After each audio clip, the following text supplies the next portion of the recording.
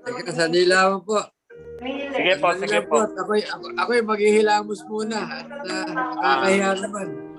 Sige po, sige po.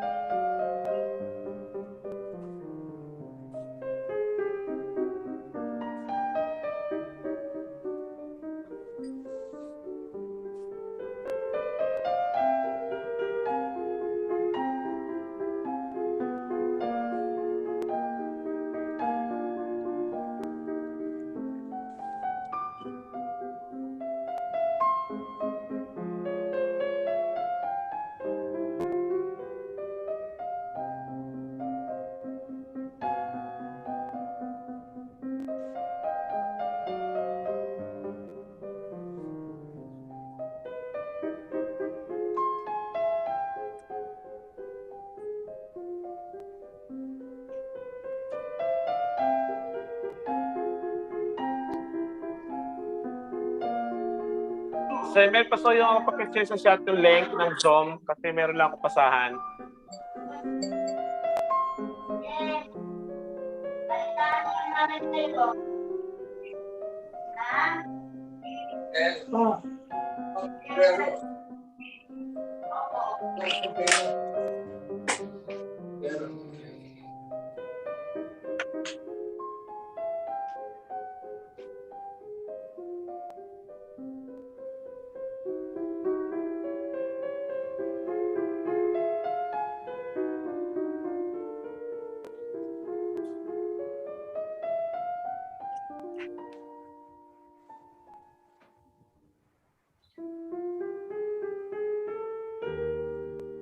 Ito, for deposit ito. Huwag na natin i-stop ito.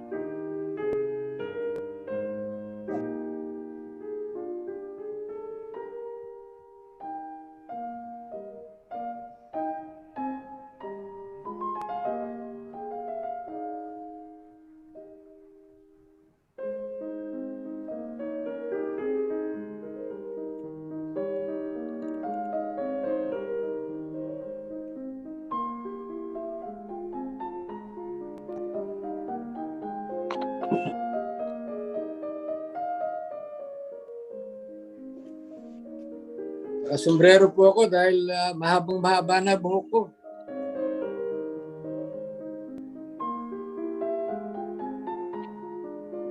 Kong, good morning.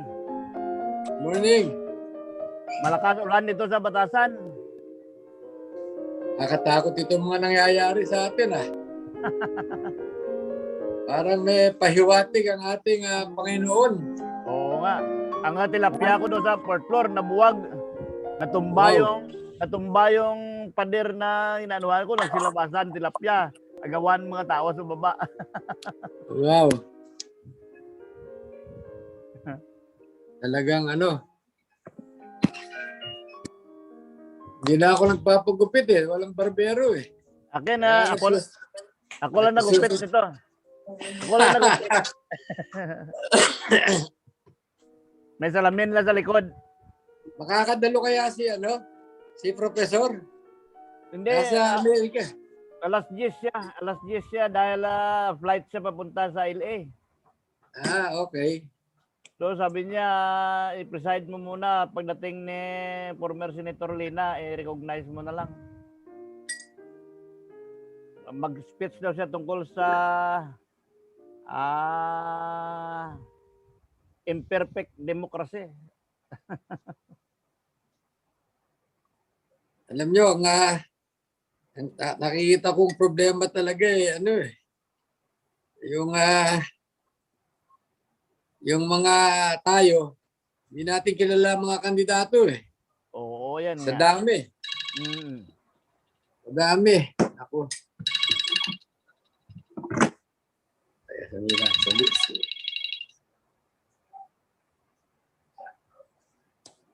Hello.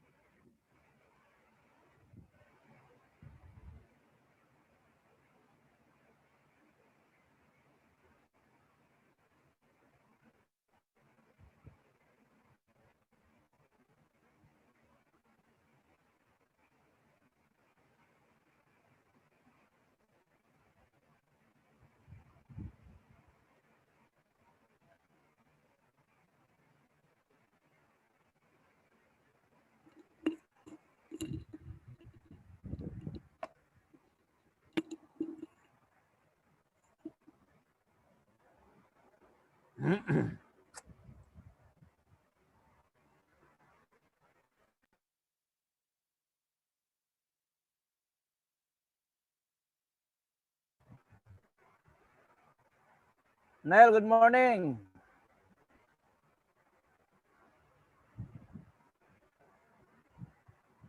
Hi, good morning, sir. Ayan, maulan. Baka may rasya naman manggulo, ikaw na control, hindi ko marunong mag-control niyan. Don't worry, sir. Under control lahat. Okay, thank you. Except sa ulan. Dito malakas. Ang tilapia ko natumba ang pader. Nagsilabasan ang tilapia. Nagagawan Malakas mga yung tao lindol sa labas. kagabi pala. Oo. Mga ilang intensity daw. Hindi ko la alam. Mga alas 4:50 daw naglindol. Pero natumba ang pader ko mga alauna. Nauna pa sa Oo. lindol.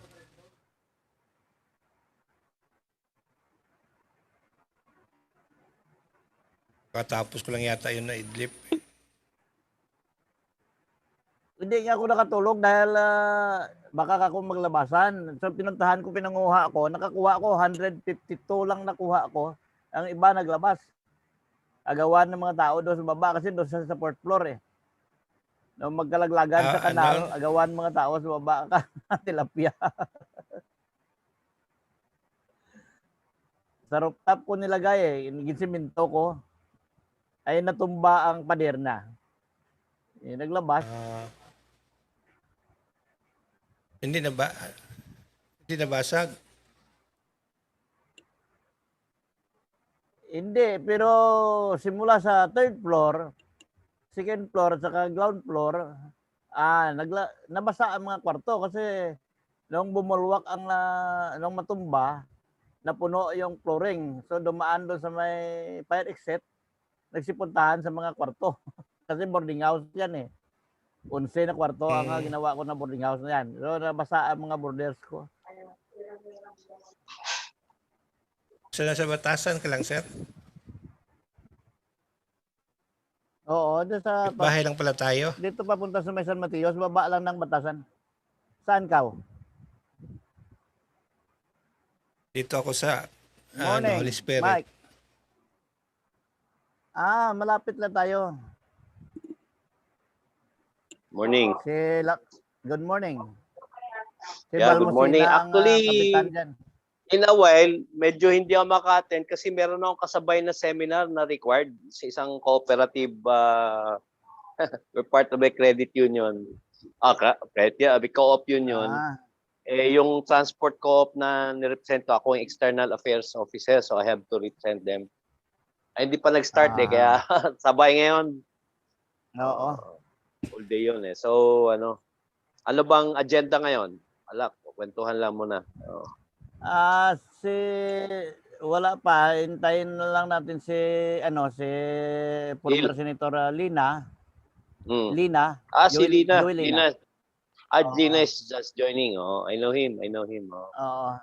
So si Hel, siguro mga 10 na siya mga 10 na siguro siya makapasok dahil si Joey. Flight niya ngayon. Si Hel. Papunta si siya ng LA, tumit Pacquiao. Okay. Okay. So mga alas 10 siguro siya makadating. Kilala ba niya si Pacquiao mismo, personally?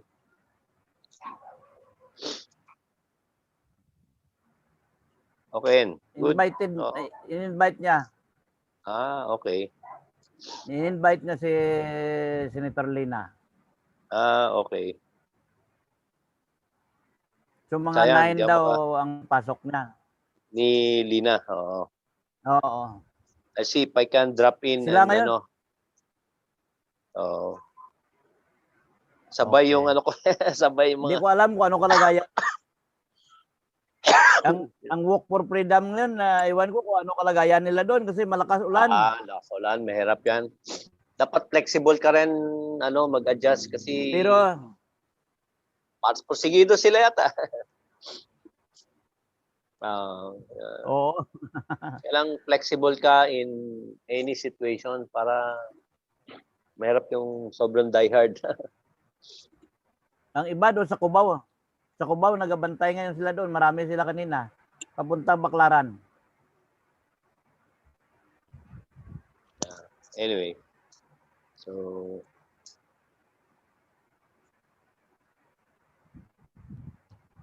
Mukhang may wating ng Panginoon sa sistema na yun. Si Kong Willie.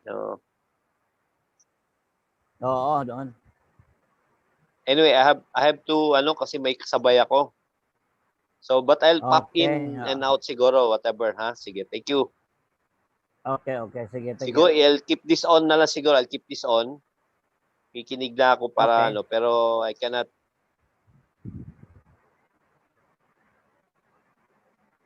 Okay.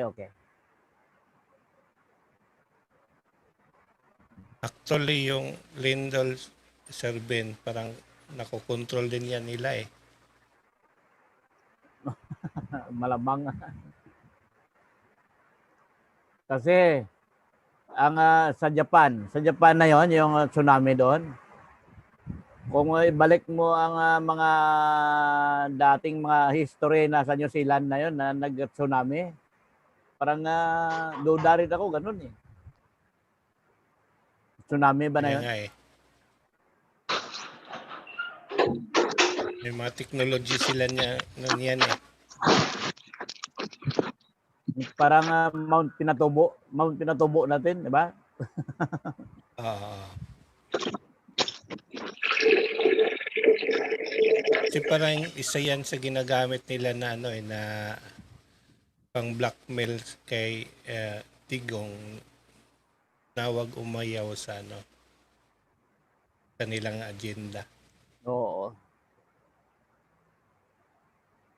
Kaya nung ni-post ko yung sulat ni Jacques Atelier, mukhang dami nag-react na, ay, 1981 pa pala ito na plano. Ay, 81 kung pag-usapan Morning, yung Michael. Umalis Ano muna ni- si Mike. Malis ba? Oo, may ka-meeting daw siya sa co-op. Ako mag-aalmusal muna ako ng konti, ha? Okay. Ano, tuloy mo, Mel?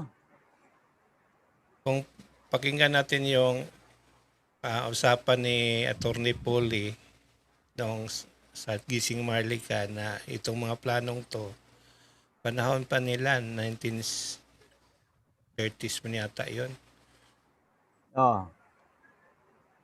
So, kasama na meron na siyang information about this that na ano kaya ngayon naglakas loob siyang makipaglaban at idipinsa tayo kasama na si anak niya si Aaron, Attorney Aaron. Aaron. Actually, yan ang basis ni John Kennedy Jr. na lumalaban siya kasi matagal na plano yan eh. Hindi lang nila magagawa kasi parang nahalata nila na naintindihan, naunawaan ng mga tao.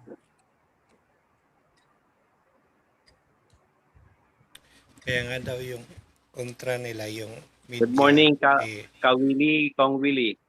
Hey, Right here. Yeah. mabuhay ka. Yeah. Michael. I cannot join you guys kasi may kasabay akong parang seminar. Handled by a co-op union na affiliate kami doon. I represent the transport co-op na Ang sipag mo talaga mag-aral, ha? Hindi,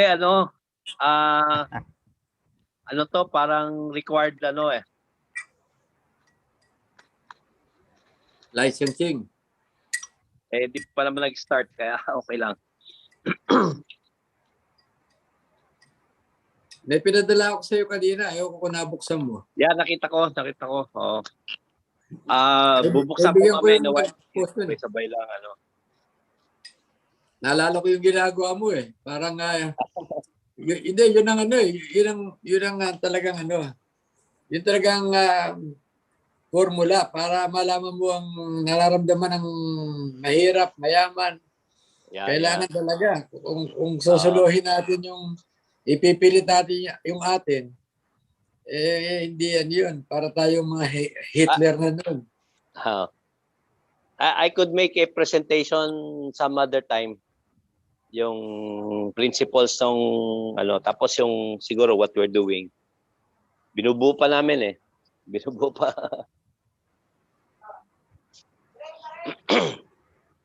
Maganda yung formula mo na pwedeng iutang tapos self-liquidating. Hamiltonian principles. Yung Hamiltonian credit principles. kaya lang baka magata mga bangko sa atin. Oo, talagang Oo. Yun ang malungkot eh. Oo. Oo. So ang ano diyan, you do it, you don't announce it basta you implement it na lang. Kumbaga guerrilla marketing o guerrilla hanggang it creates a critical mass. Oo. Parang leadership by example. Oo. Kasi Pag nakita nilang marami nang gumagaya, mapipilitan mag-adjust yung mga yan. ma-adjust. Pero dictated din ng mga IMF, World Bank yung mga yan eh. Oo. Tama. The global banking system, kontrolado na buong mundo, all central banks saka network yan. Iba-ibang even the Federal Reserve is privately run. It's not government owned. Anyway, mahabang diskusyon yan. Becomes Pero i-simplify natin para naintindihan ng karami. Hindi, ginawa nila kay Marcos, di ba? Nung hold yung ating mga utang, sumipa yung dollar. Grabe. Yeah. Interest rate wala nang nagtatayo na pabrika. Panay sa bangko na lang, yung pautangan, umabot ng 30%, di ba? Yeah. 30% Yung pinakataas nga nung Jobo Biz, 48% interest rate. Sa grabe. Imagine. Oo. Per annum. So that means in 2 years, double na yun. Almost 100% na yun. Grabe. Hindi ka naman higit ng pabrika. Oo. Wala talagang Walang trabaho tao. Talagang grabing ang world economy. Nag-umpisa ng dinilink yung nung in August 1971 by Nixon, tinanggal sa gold ang dollar. So that means the dollar, you cannot print any volume of dollars kasi nung araw, you can only do that katumbas ng corresponding assets of gold. Nung dinilink sa gold and dollar, you can print any lahat international currency ang dollar. Paper print money na nila. print. Paper money na lang, wala lang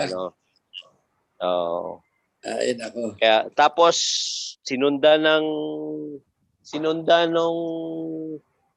1999 yung repeal ng Glass-Steagall Act. Okay, what's the Glass-Steagall Act? The Glass-Steagall Act, nung time ni Roosevelt, hiniwalay niya yung investment banking at sa commercial banking.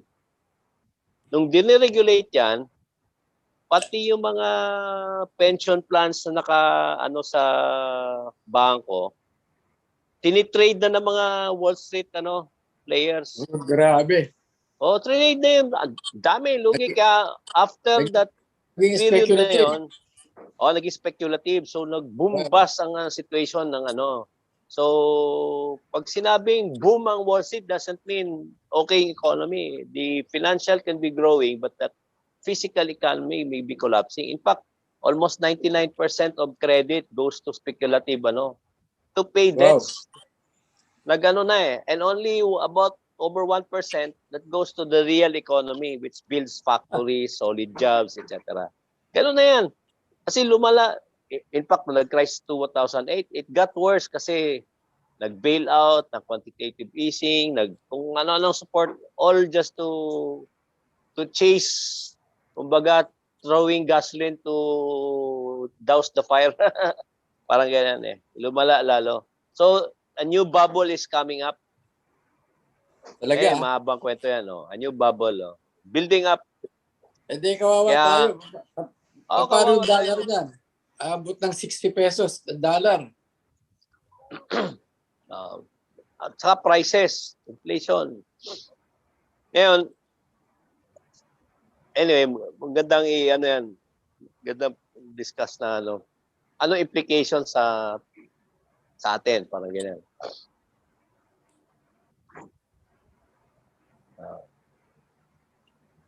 Ang mga bangko, whether may crisis or hindi, they make money. For every dollar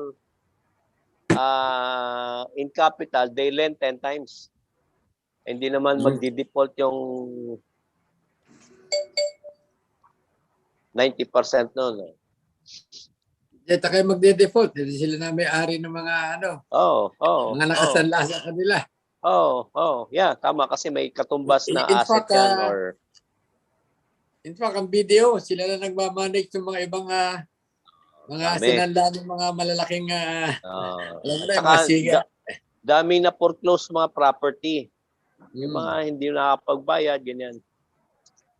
Do you know that the banks, commercial banks, are worse than the loan sharks? I believe that. Ito simple. 80% ng depositors are below are depositors na with minimum balance below 2,000. Nasa 2,000 karamihan diyan ganyan. Ganyan lang level. Ilan lang yung mga milyon-milyon nasa bangko yan. Ngayon, meron tinatawag na if you're below the minimum balance, it's less than 2,000, babawasan nila ng 250, 300, 350. And the highest among banks is 350 pesos. Okay. So, the first month na below minimum ka 2,000, babawasan 350 yan. So, 350 divided by 2,000, that's about 17% plus, no? For that month, annualize ang kwenta na interest rate. So, 17 times 12 months per annum, that's about 210% thereabouts, no? For the first month pa lang. On the second month, babawasan naman, kasi hindi mo na-maintain yung balance babawasan naman another 350. I-divide mo doon sa remaining balance na 1,650 na yan. Di ba? You get an amount, ilang percent na yan, times 12 ulit. Palaki lang palaki until it reaches hundreds of hundreds. 600%. Sundan mo yung computation na yan and you'll be surprised. 80% ng depositors, ganyan. That's why I'm claiming the banks are worse than loan sharks. Ang 5-6, 20% lang yan Doon na tayo sa Bombay. Walang application form pa. Tapos, ito pa. Okay. Ang theft, ninanakawan ka, hindi mo alam, di ba? Ang qualified theft, ang nagnakaw sa yung katiwala mo. Ang robbery, persang kinuha sa'yo. In this case, katiwala mo, persang kinuha sa'yo. So, anong tawag doon? Are the banks bank robbery or qualified theft all at same time? Anyway, food for thought lang yan. Food for thought. Is the greatest scammer. Grabe. Ay, nako. Kaya ngayon, bawat withdraw mo, may bawas na 18 piso. Pag nag-check ka ng balance mo, may bawas din. So, kaya akin, hindi ako nagabangko. Nakuha ko lang, alimba, dumating pensyon ko, kuha ko lahat. Kasi kung mag-withdraw ka, bawasan niya Isang kuhaan lang akin na ginagawa. Ay, ibang case yata sa pension. Parang Pero yung typical depositors lang, mga wage workers, mga bumababa talaga sa minimum. May bawas. Binawasan ng 18 pesos. Kaya Kaya ginagawa ko, isang withdrawal lang. Kuha na. Kuha ko na lahat. Tapos sabi ko sa mga anak ko, wag na kayo magbangko. Tapos yung 3-year clearance, 3-day clearance, di ba? Sa GCash nga, real time. Nakaka-send, receive ka ng pera mo. Real time. Ito, pag nagpadala ka ng sa bangko, kung na-check clear pa na 3 days. May clearance ka pwede naman text o pwede okay na yun. I mean, di ba? May pera yan, may bank account. I mean, with the sophistication ng technology. Pero, siyempre gagamitin nila yan. 3-day, yung overnight loan calling rate. Anyway, wala po I have to go. I have to go. Okay. Thank you. Okay, sige, thank you. I just keep this on kasi nandun ako sa laptop for yung seminar ko. Okay. Kinig lang ako din, just in case I can pop in para lang. Thank you. But I have to go kasi nag-start na doon sa kabila. Okay, sige. Thank you. Ang papa ko, stricto talaga yan. Ayun. Ayan, Sir Ben, napag-usapan yung bangko. Kung magbalik tayo sa 89 sa dating 1899 sitwasyon, Constitution. ito pa rin yung pera gagamitin natin na perang control ng mga kabal, control ng bankers at ano, or gagawa tayo ng sarili nating pera or sarili nating monetary para we have our control. Kung ako ang masunod na because we are sovereign state, let us maintain the sovereignty, our sovereignty. Not that we have to copy from somewhere. Ngunit, Pera pa. ang sabi nila, hindi tayo mabuhay kung tayo lang. Eh ano ang silbi ng sinasabi na the Philippines is the richest country in the world? Kung ganyan ang katuwiran. Ha? Ay, ang problema natin sa Pilipinas, yung greed of power, greed of wealth, greed of tapos siraan. Walang pakialam sa kapwa. Yan ang problema natin. At gahaman. Gahaman. Ito lang sa akin dahil ito karaniwan na problema sa mga seaman.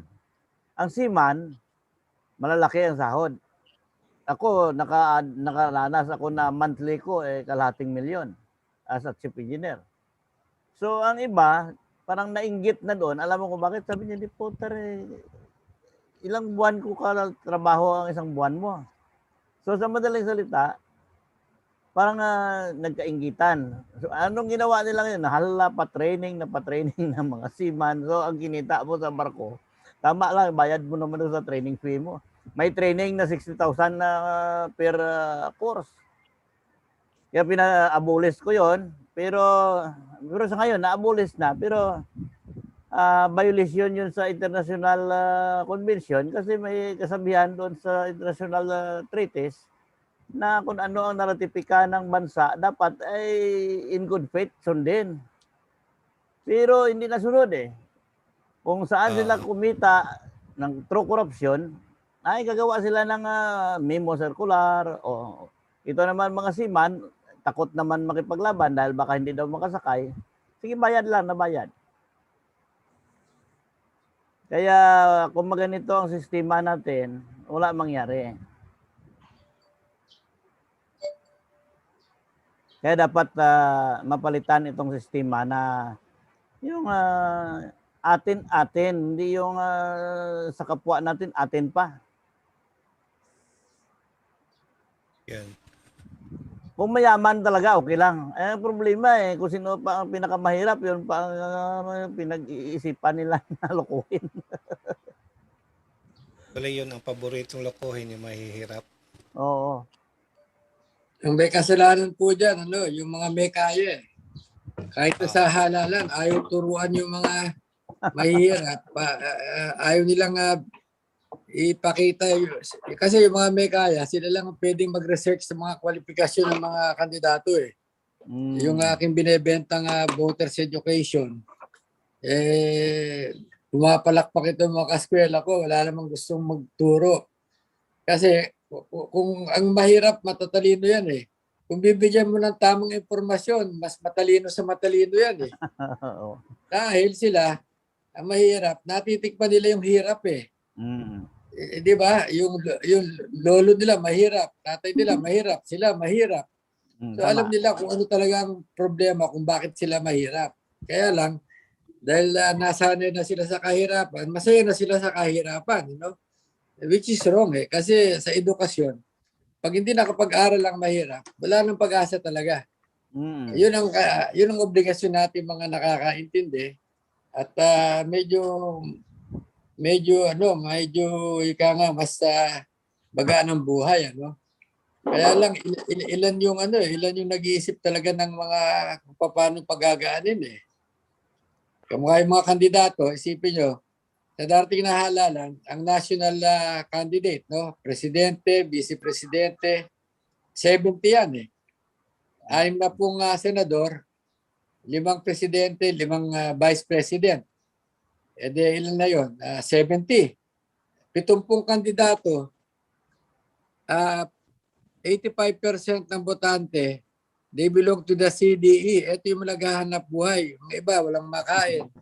Paano nila pag-aaralan yung kwalifikasyon ng 70 kandidato? Sabihin nyo nga sa akin. Wala. Paano nila pag-aaralan? Ang aking parang shortcut dyan, yung mga matitino na non-partisan, pag-aralan yung mga kwalifikasyon. No? Makukuha mo naman sa Wikipedia yan, makukuha mo yan sa sa Google, sa dyaryo, no? So, tayo ang gagawa nung record nung 70. No, tapos i-check natin na totoo, no, hindi na walang paninira. I-fact check mo kung tama ba ito, totoo ba ito. And then dahil yung 85% ang mahirap, walang oras na pag-aralan yung mga kandidato, gagawa tayo ng parang mock election. Pipili tayo ng mula sa A, B, C, D, E na botante para sa kanila ipapasa yung mga na-research natin. Tapos, magbobotohan sila. No? May grading system. Para bang yung pasado, 3. Yung medyo, 2. Yung baksak, 1. May grading system. May scorecard ng bawat isang delegado. No? Baksak 1. So yung mga yung produkto ng mock election na yun, yun ang konsyensya ng mga nagmamahal sa mahihirap at represented naman sila dun sa mock election. Kailangan mas maraming delegado mula sa Class E. Dahil yun ang pinakamahirap eh. Hindi pwedeng kasing dami ng Class A. So yung demographic yan, kailangan fair. Kukunin natin ang percentage ng A, B, C, D, E. Ayun, kundari, Good morning. Morning. So yung resulta ng halalan, nung mock election, ilalabas natin yun. Pero hindi natin sasabihin sa kanila, yung number 1, yun ang iboboto nyo. Yung top 12 sa senador, yun ang iboboto nyo. Pabayaan nyo silang gumawa ng kanilang diskarte. Pero alam na nila na ito yung ranking. Kasi bigyan natin ng laya na makapag-isip. Kailan turuan natin lahat tayo. Paano mag-isip? Hindi natin pwedeng parang binubuli natin. Ito gusto namin. Ito boto nyo. Mali yun. So bahala na sila mag-usap-usap na magkakapit-bahay. Sabi nila, ito lumabas dun sa mock election ng mga kagalang-galang, ng mga retired, leader ng mga magsasaka, ng mahihirap, urban-poor. Anong palagay nyo? Bahala na sila doon. Pero at least, mas magaling yung kaysa sa SWS o Palsaysia. Pero kasi pinag-aralan eh. Pero may kahirapan wait lang, Sir Ben. Wait lang, naglagay na ako sa Zoom meeting mamayang alas 9. Ano? Pakiulit. Ng Zoom link. Naglagay na ako ng Zoom link para mamayang alas 9. Okay. Mga 9 siguro darating si former Senator Lina. More or less. Oo, at join pa ako sa protest na ito, live stream sa KDP. Oo. Sa GM. Oo, okay. Sir Melo, makakonect ka na, Sir Melo, sa KDP mamayang 9. Brad, basag yung boses mo. Ba't gano'n? Wait lang, ulitin ko na lang. Connect na ba yung meeting mamaya sa KDP, no? Sir Melo?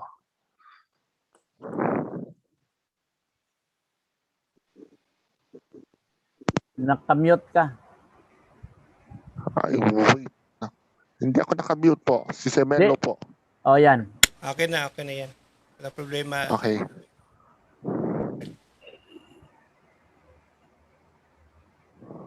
Okay, doon Pwede muna, naman to Sir natin Willie. i-multi-broadcast eh. Ano Okay. balita doon sa kanila sa Cavite? Sa Baclaran, I mean. Wala Sa akong balita. Baclaran na live. tuloy-tuloy mamayang alas 9. Hindi, ngayon, ano, may balita ka kina Kapre? Hindi ko Tapang pa live alam kung feed. anong balita. Hindi ko rin nakontak. Sa Baclaran daw Tapang magkita-kita live lahat feed. eh. Kaya ingat-ingat kayo mga ano. Sila Hilario, sila Sternoli on the way papunta doon. Ayan, isa sa kasama natin ngayon. On the way sila sa Baclaran.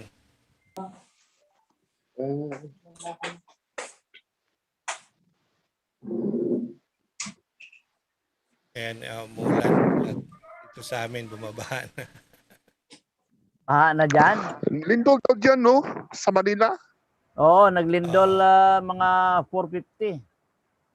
Anak, wow! Ang Hindi ko, lakas.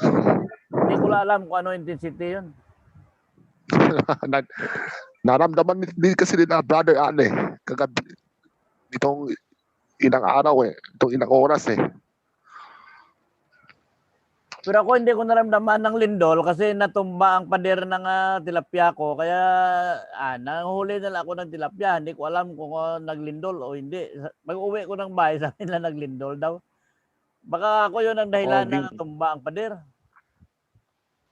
Alangan matumba ba yun kung basta-basta lang? Hindi, natumba kasi doon sa fourth floor eh. Nga, nilindol yun, kaya natumba. Nakapatong lang sa rooftop. Although na may kabilya naman, pero tingin ko hindi na ano ng kabilya, bumaliktad yung pader. Buti isda lang ang naglabas, walang natamaan. Pero yung mga borders ko nabasa dahil dumaan doon sa may pintuan ng tubig. Pasok sa mga kwarto. Yun pang nakakasakit yan, no?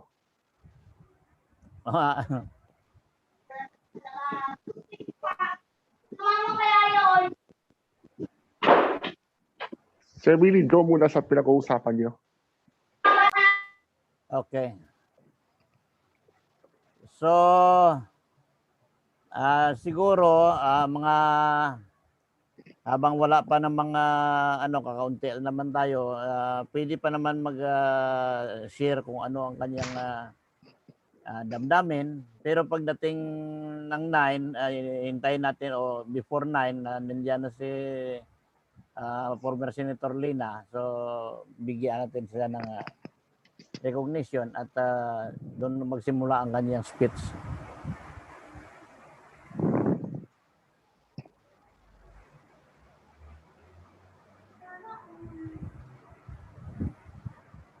Ito pala sa exemption ID natin sa vaccination, marami ang nag-request na kailangan nila ang ID doon sa Olongapo, Pangasinan, sa Bohol, sa Visayas, hanggang Mindanao. Pero ang advice ko lang sa kanila, i-message nila ang GM Facebook group at doon nila ilagay ang kanilang mga pangalan. Pero siguraduhin nila na hindi pa sila nabitsinan. Dahil kung nabitsinan na sila, useless na rin yung exemption nila na identification. Kung pwede sana, Sir Bieno, puntahin din si Attorney Aaron. Hindi, sa probinsya sila eh. Gaya sa Bohol, Visayas, Mindanao. Hindi sila makaalis doon. Lalo sa Iloilo. Di ba, sa Zoom meeting dito? Oo. Dapat mag-attend sila sa CDCP meeting. Mamayang gabi pala, no? 7 to 9 pala. Oo nga pala, nalimutan ko 7 to 9 pa pala. Kaya kahapon, doon kina Geoffrey Balse, hindi rin ako naka-attend. Ewan ko kung natuloy kagapon, kung nakalimutan niya rin. Manong wala yata eh. Wala, no? Oo.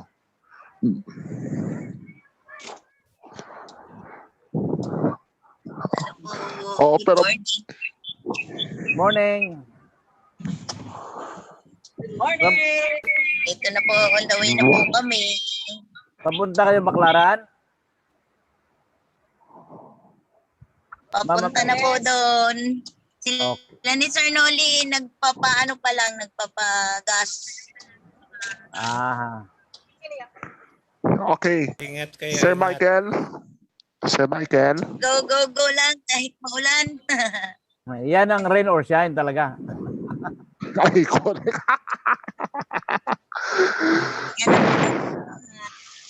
Kaya yan ang alam ko. Yan, sila si Sir Bal. Limang kami dito. Oy, grinip pa lang ang GM team kahapon ni Gia, no? Sa isang radio Yes, sir. station.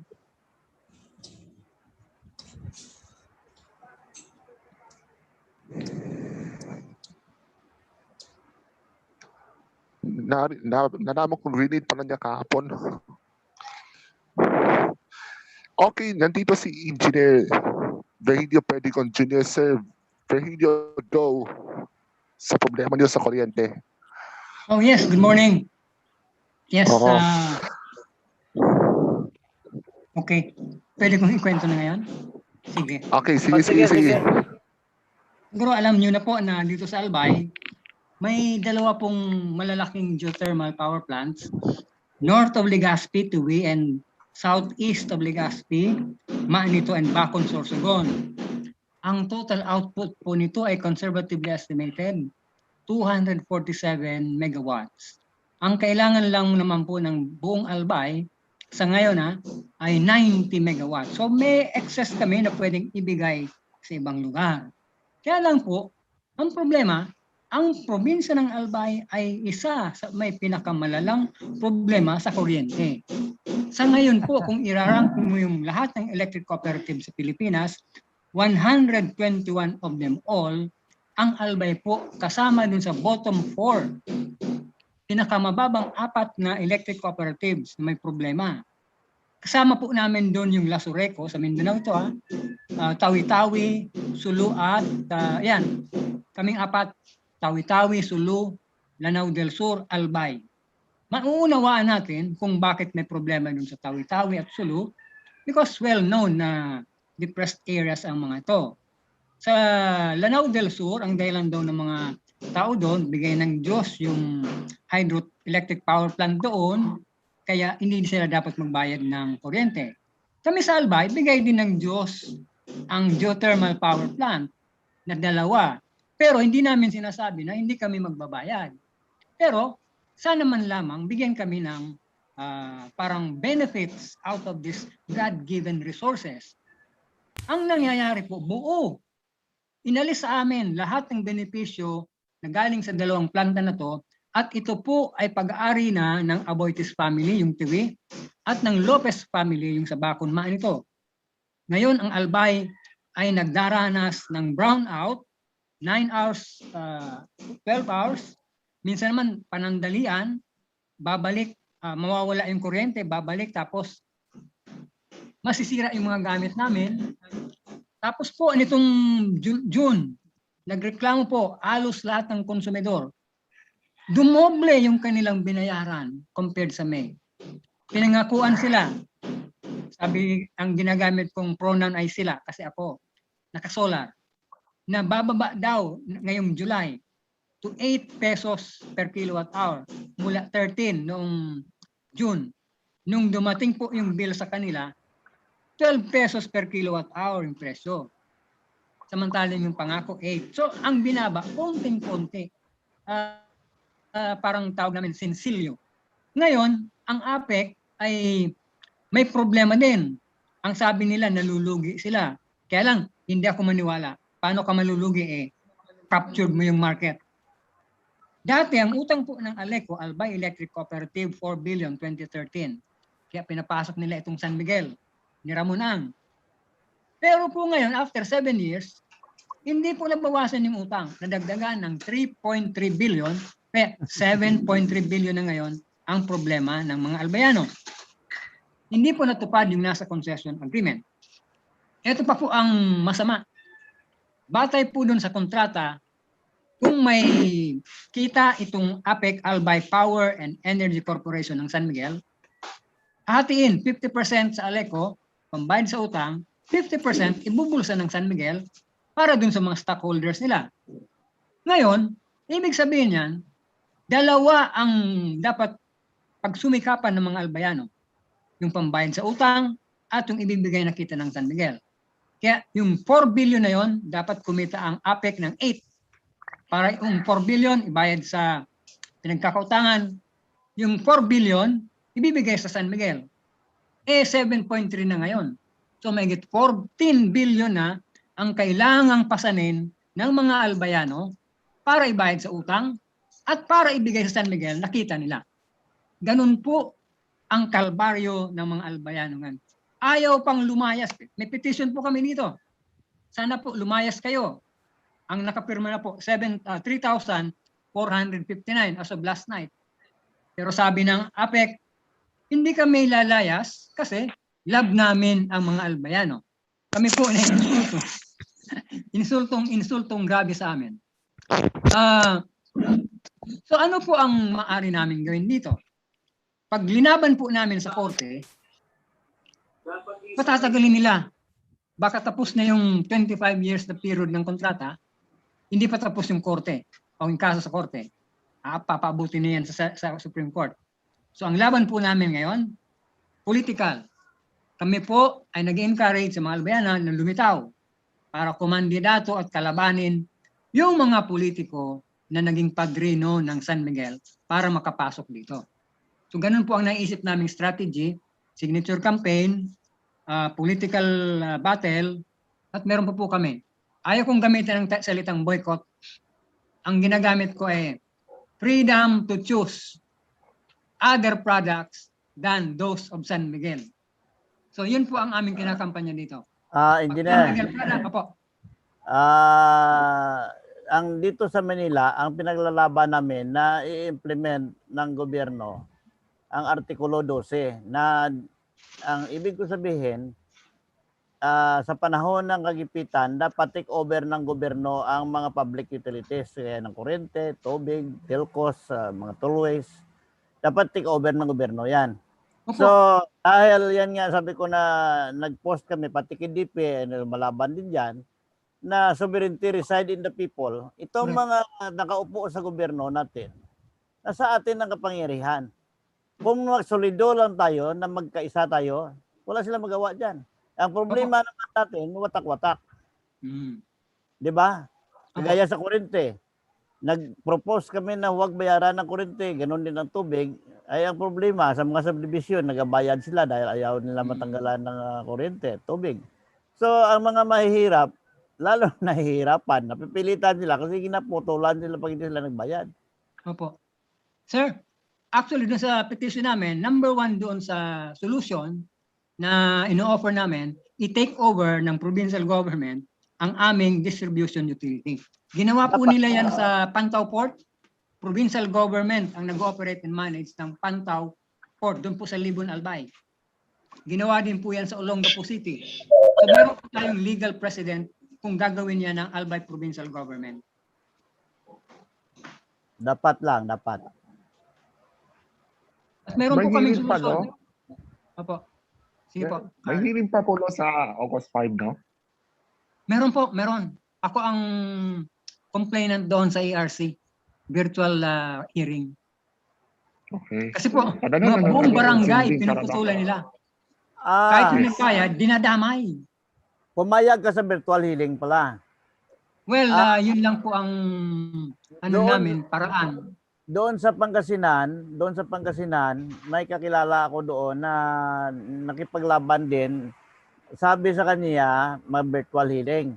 Pero sabi ko, may hearing ka naman sa Senado. Sa Senado na lang kayo mag-usap para mag-alaman. Kasi sa virtual, baka sabihin niya, kasi pumirma ka naman eh, lumayag ka naman eh. Pero kung doon sa Senado, at least may mga senador na nakabantay at magandang ebidensya yon kung ano ang sasabihin nila. Hapon po, 2 days ago, participant ako sa Senate Committee hearing, yung sa Senate Committee on Public Services. Hindi ko nakita yung chance na magkaroon ng magandang resulta doon. Although ang topic po ay kaso Record 3, gusto i-take over ng isa na namang private company. Kinuha akong resource person, pero hindi naman ako ni-recognize. Ang nagsalita lang na nagsalita doon, matapos yung kaso Record 3, yung Bicol Light and Power, saka ERC, mga senador na, at saka si Congressman Henry Villaperte. Di naman ako ni-recognize, kaya mahina po ang aking paniniwala sa mga Senate committee hearings. Yan po ang aking doon, take. Sabi ko, hindi public hearing yun, nag-feedback ako. Hindi naman heard yung public. Doon sa Pangasinan, si Mirera ang lumalaban doon. Pero tumatawag sa akin na nung mag-usap kami ni Panilo doon sa Pangasinan, sabi niya sa akin, i-email mo sa akin, bigay ko kay Pangulong Duterte.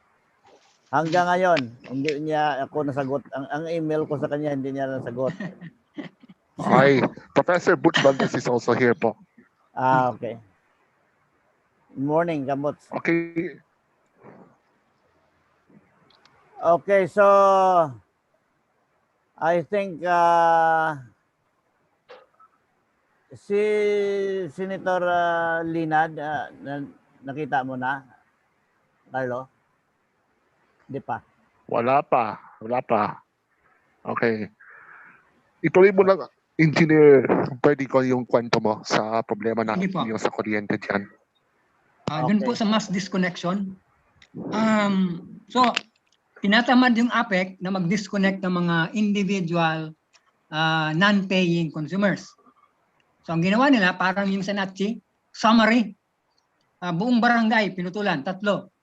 Bacolod, Tabaco City, Barrio, and Hunop, Malinaw, Albay. Nagsumbong yung mga tao sa DOE. Sabi ng DOE, APEC, ibalik mo yung connection sa mga nagbabayad.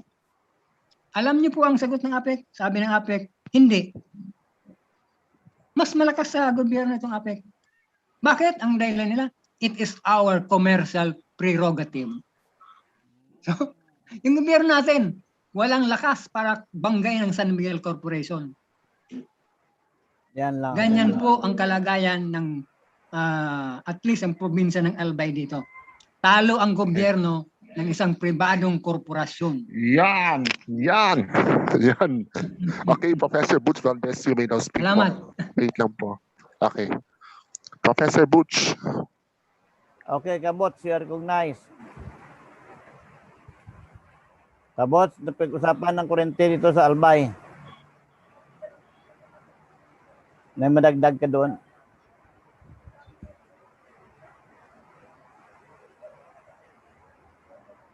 Engineer, nakapag-usap ba kayo ni RJ Habiliana tungkol dyan? Hindi ko po siya kilala. Hindi kami Sa nag-meet. Katipunan ng Demokratikong Pilipino, siya rin ang presidente ng warm sa tubig, Water for All movement, at saka sa consumer UFCC, United. Sige po, thank you for informing me. Subukan kong makakonect po sa kanya. Oo, kasi ikot kami dyan, nagrally kami dyan sa ERC, sa Meralco, pero parang hindi pa rin kami napansin. Ilang taon na, magdadalawang taon na kulit sa kanila, pero parang wala sila narinig. Kaya dapat sa akin pananaw, dapat ang Pangulo dyan ay talagang matibay at sundin ang konstitusyon. Ngunit kung hindi man lang masunod itong 1897 konstitusyon, kaya ito ang pinaglalaban natin na dapat ibalik na lang natin sa 1899. Kasi ang 1987 konstitusyon, gina-violate na nila na samantalang napakalinaw. Pero hindi nila nasunod. Opo.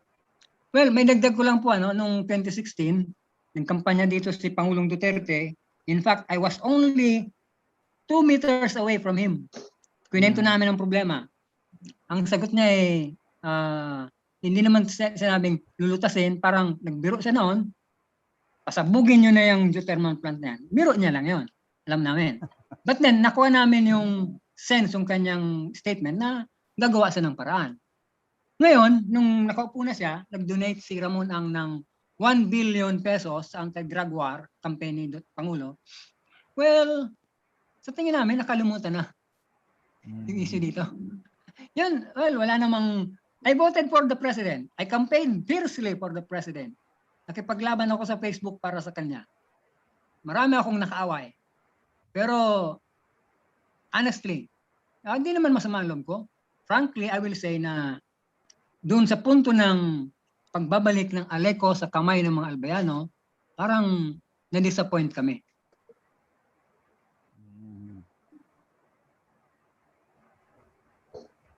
Yun po yung katotohanan niya. Hindi naman kami aasa dito kay Leni Robredo, kahit sa Bicolana, taga Camarines Sur, kapitbahay namin. Kasi nung tinanong ko yung close contact niya doon, na kabarkada ko nung college, tinanong ko, will Leni stand against privatization of electric cooperatives? Ang sagot niya sa akin, pabor si Leni Robredo sa pag-privatize ng electric cooperatives. Sorry, Bicolana ako, Bicolana siya, I will not support her. Prangkahan na to. Okay. Hindi naman ito personal na laban natin. Ito ang pinaglalaban natin ay ang ating mga kababayan. Kaya kung sakali matuloy itong 2022, nasa taong bayan yan kung ano ang kanilang desisyon. Dahil sa ngayon, may balita kami na nasa second reading na ang mandatory vaccination. So, ang pag 100% ownership ng mga foreigner sa tubig kurente, parang pinapayagan din nila. So, nasa taong bayan yan kung iboto nila yung mga tao na nagtatumatayo dyan. Ang problema lang natin, ito na mga bumuboto, hindi naman nila alam kung ano, sino yan ang mga tao na yan. Kung makalaban sa taong bayan. Kaya, ulit-ulit lang na wrong from the start, in between to the end will always be wrong. Opo. Marami tayong dapat pagtrabahuhan, malaki ang problema, willing kami na makipaglaban na pangmatagalan. For as long or how long it takes, we'll give it all our best. Okay, so tigil muna natin itong tungkol sa kurente at 9 o'clock na. So now let's go to the 1899 Constitution. We're still trying to purge it kasi we realized last week na some of the lists that were... Carlo, si Senator Lina na pumasok na. Mel, paki-unmute mo, paki-ano mo si Senator Lina. Senator Lina, good morning. Of this and good morning. The steps, you already pitched the steps and to go forward with this. We're just waiting for Sir Nelson for the confirmation. Sorry, not Nelson, si Mark for the opt-out. But okay, sir. Okay, so Senator Lina, good morning. I'm just fixing my computer. Okay. Okay. So, I'm sorry, Professor Hill Ramos was not here, but he told me that he might be coming in at 10 o'clock upon his arrival in Los Angeles.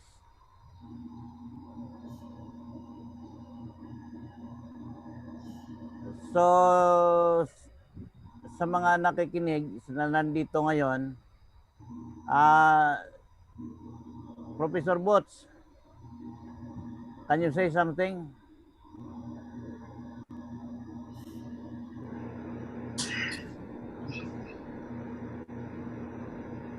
Good morning, Senator Lina. Willie Villarama po. Hoy. Inayos ko lang yung aking computer. Sandali lang.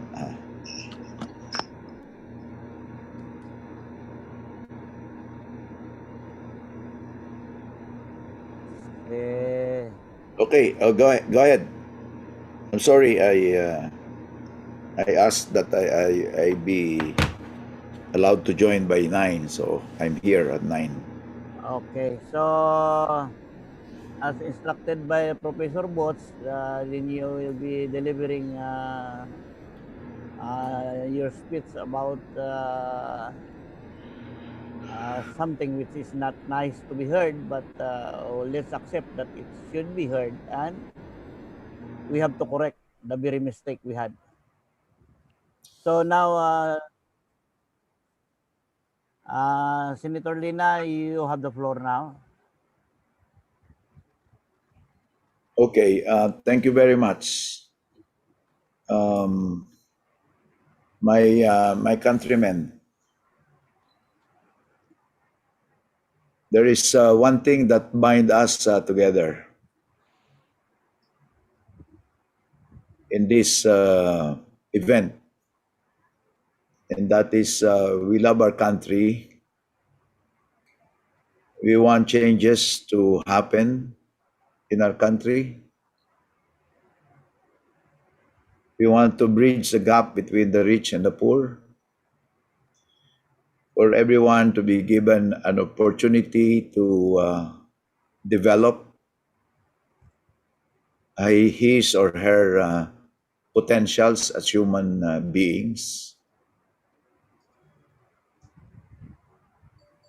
We love our country and we want to see that the family of nations give due respect to our country and our people.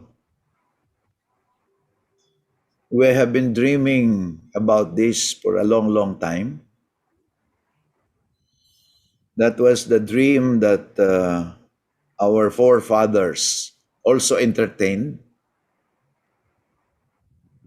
since 1898, when we won the fight against the colonizing country, Spain. Although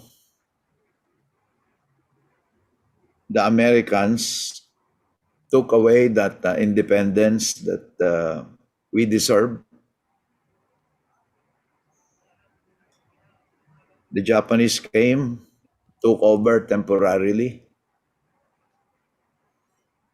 and then World War II ended with so many Filipinos losing their lives,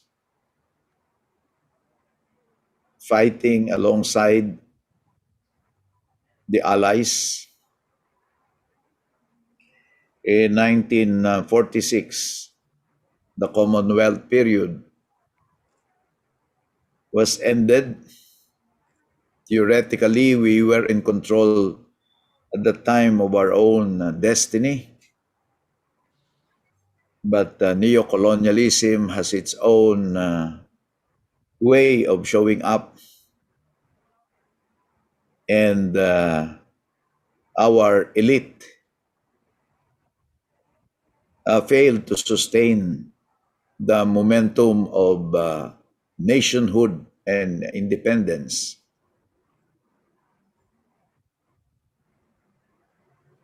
We are in this period of our history when situation is not getting any better. While we have a government that is in place with the three branches of government,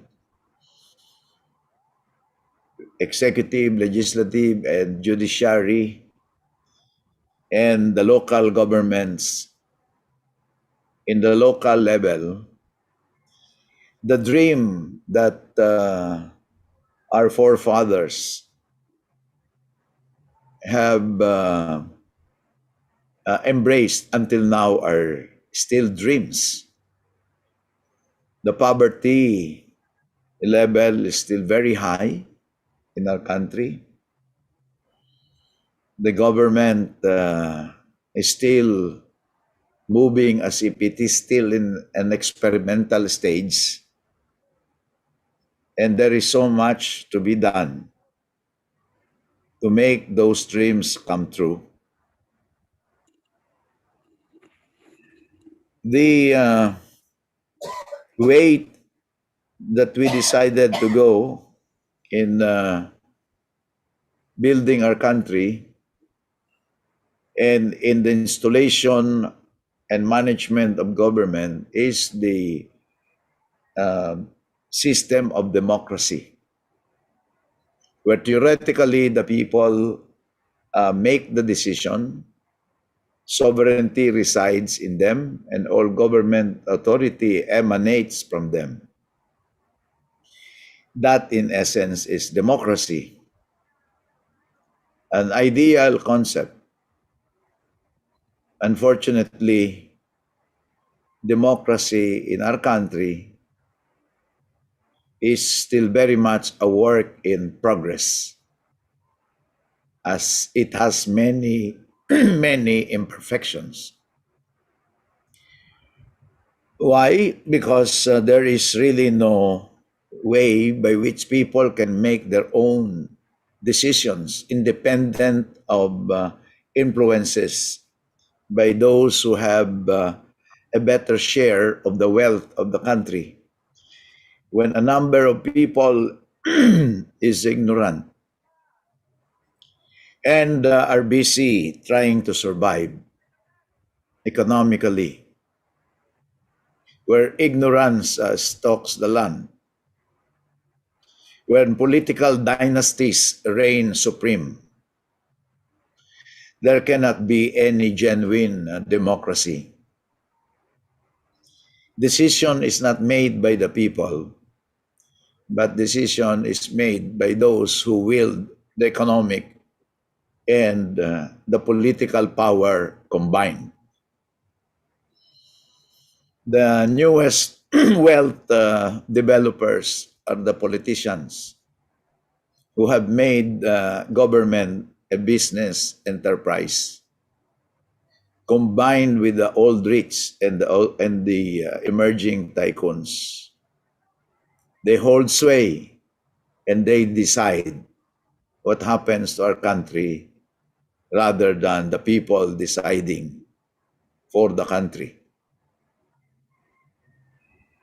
So how do we go about making democracy work?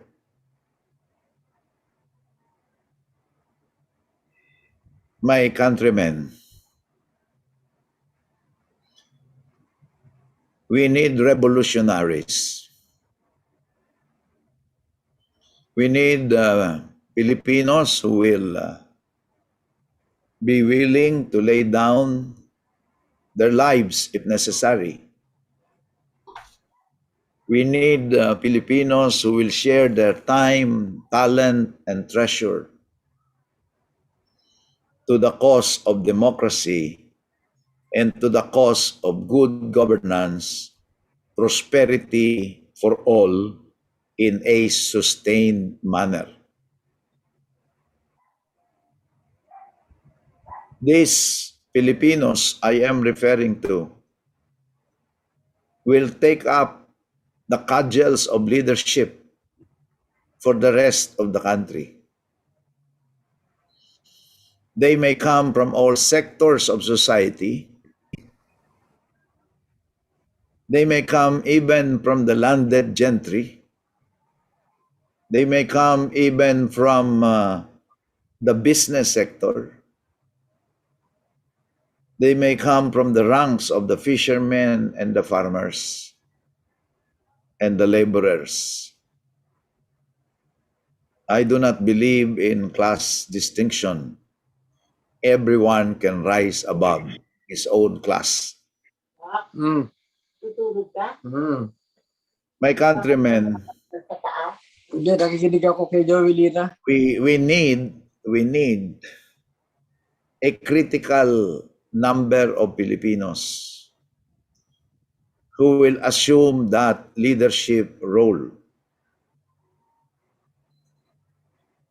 We are 110 million Filipinos.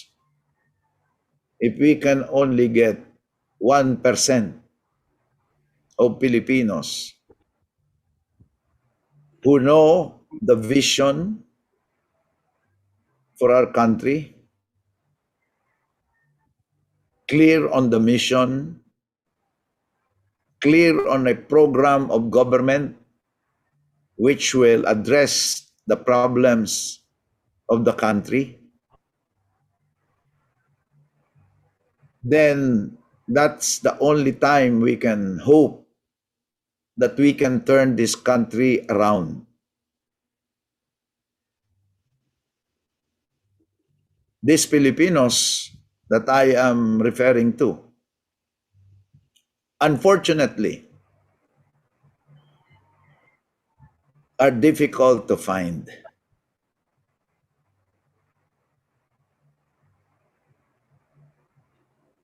In my personal life, as I belong to the 70s, working with the young people who dropped out of school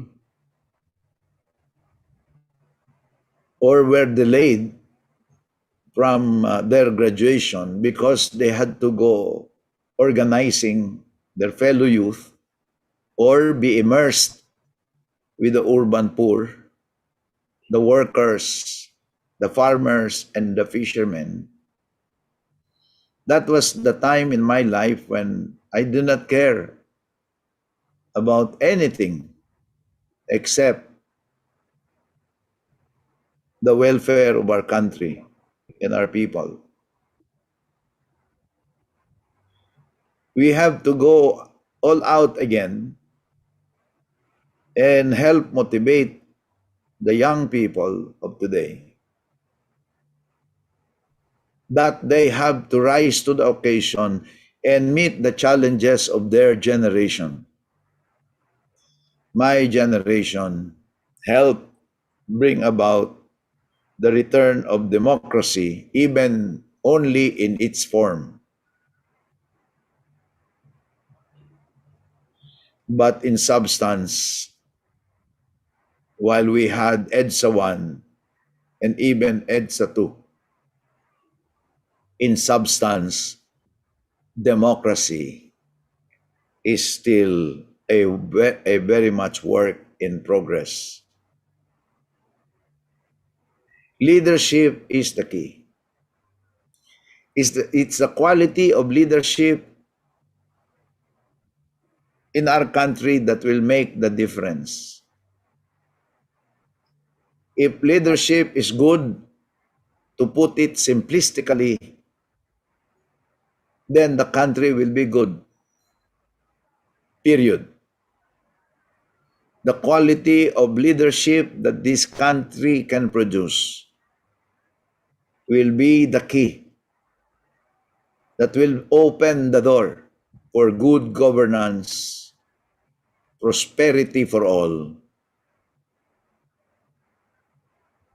in a sustainable manner. It's the leadership that will influence the rest of the people to install a government that can carry out the needed reforms. Concretely, the programs of government that will include rapid industrialization, agricultural modernization, climate change mitigation and adaptation, promotion of local autonomy,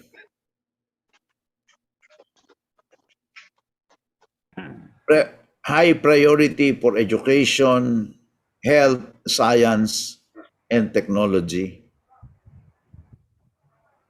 grassroots participation in all decision making, protection of our national sovereignty, making sure that what is ours is protected, like the resources that we have in our exclusive economic zone.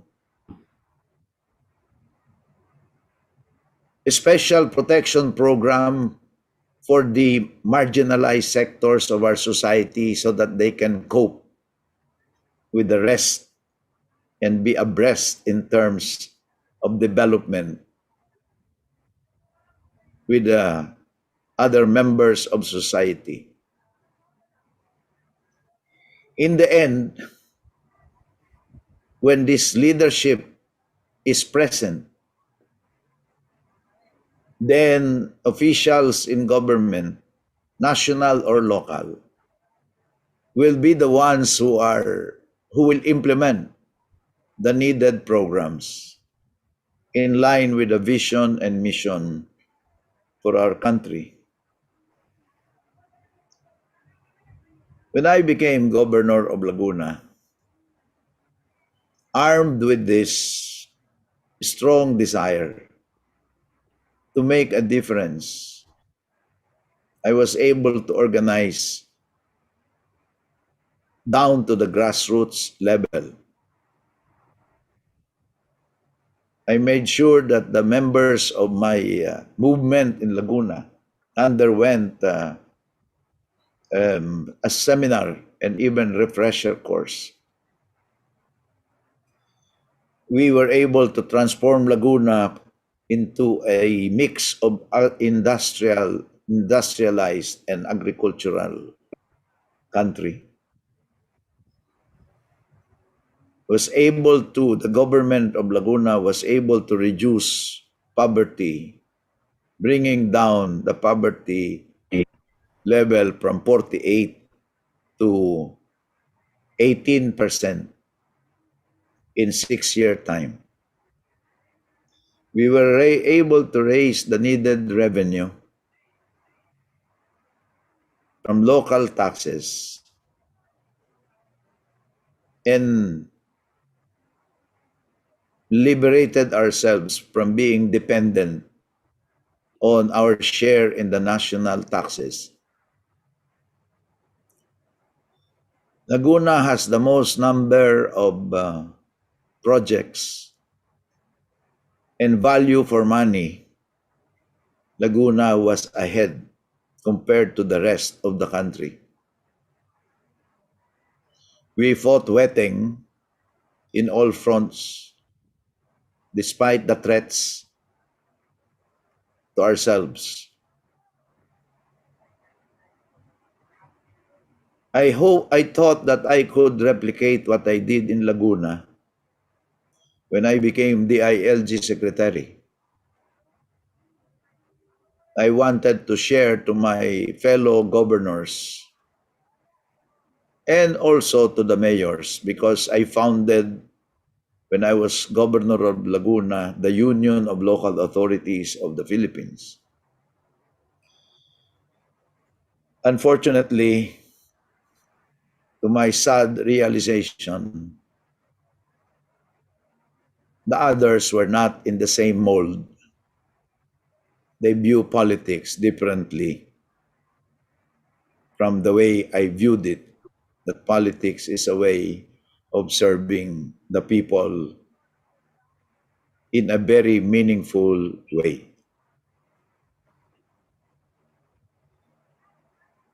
But let me tell you that this idealism that I still nurture up to this time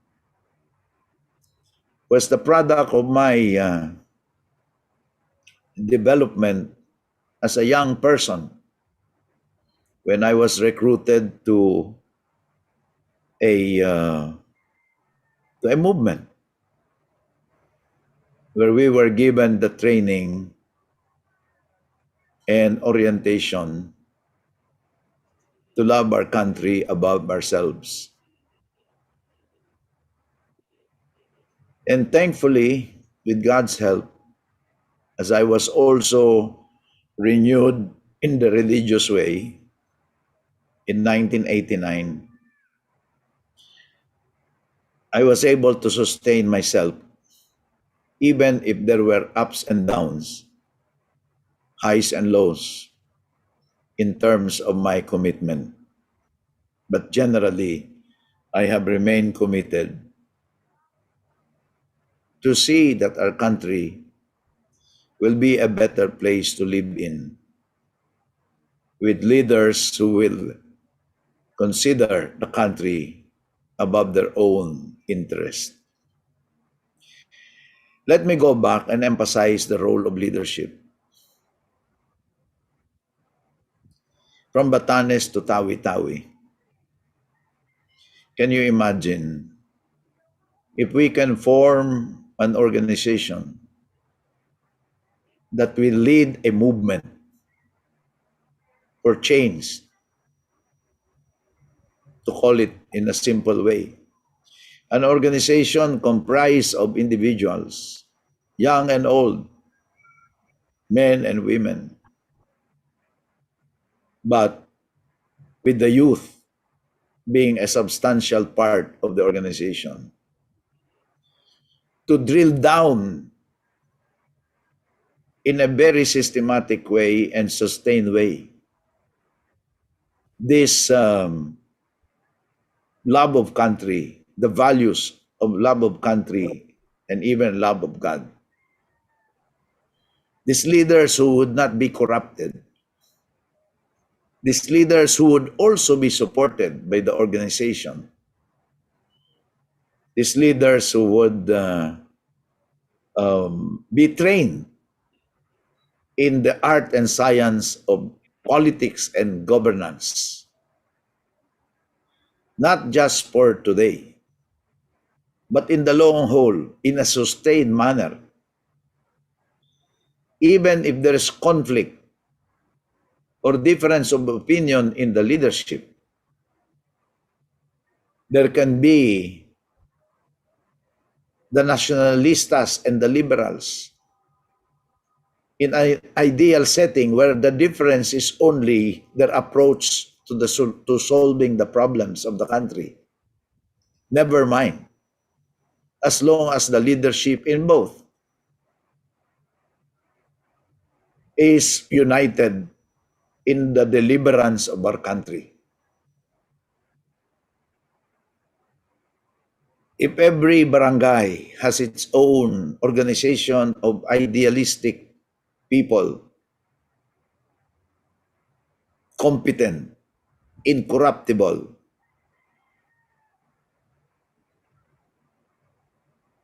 committed, charismatic even, and these are the qualities of leadership. They must be committed to love God and country. They must be competent. They know what is government, the workings of government, and they have the political skill as well. This must be a combination that must be achieved, the political skill and the competence to be administrator. Then the other qualification is the charisma, the ability to communicate, the ability to influence. Then the other is the character of the leader. And lastly, commitment. I refer to this as the 5 C's of leadership that each one in that organization that I'm talking about must possess and must be present in a sustained way. Not falling victim to temptations of leadership. So my countrymen, and I would like to address you as my fellow revolutionaries. There is no way by which we can make democracy work in this country. There is no way by which we can deliver our country from the present problems that is now facing without that leadership being present. Who will bring about that leadership? You and I can start it here.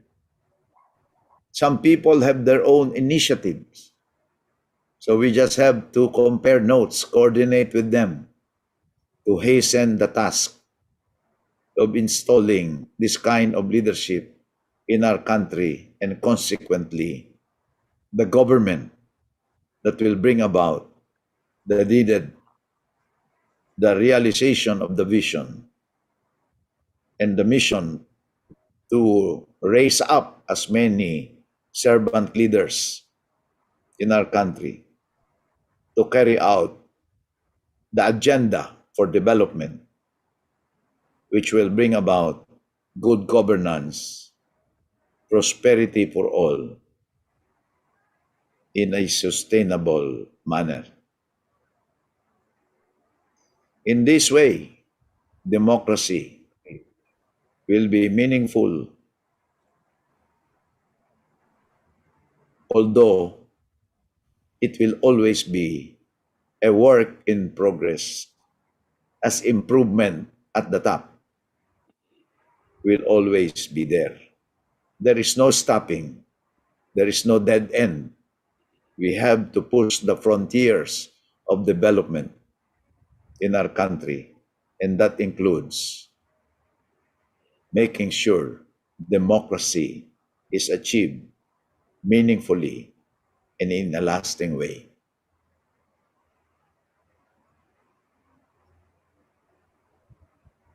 I will be turning 70 this December. I started my public life when I was 17 as a young activist. Noong araw, sa dalampasigan ng Parañaque, malinis pa yung mga ilog, mga dagat doon. Nagse-seminar kami roon. And we were given time to do reflection. And I saw the birds flying in the air, going towards a certain direction. Ang sabi ko sa sarili ko, mabuti pa yung ibon na yon. Alam ang patutunguhan, alam ang direksyon. Ako dapat ganun din. Alam ko ang direksyon ng aking buhay. So from then on, I said to myself, I can no longer entertain that traditional childhood dream of just obtaining good education, land a good job, marry a beautiful girl, putting up a nice house, being able to travel, and having the good means of transportation. I turned my back against those dreams, and I pursued a different path, even to the extent of having been delayed in my schooling. Fortunately, with God's help, I was able to finish my law schooling. Another realization is that one cannot achieve change in consciousness, if one does not go through a traumatic experience or an experience that will break you. And I was broken. I veered away from the routinary pattern of existence. Another realization is that if change is to come, you have to be strong. You have to nurture yourself and be ready for the fight, because the establishment will not give up its perks and privileges. But it cannot be a superman's fight. Each one who has seen the light must carry that light and share it with others.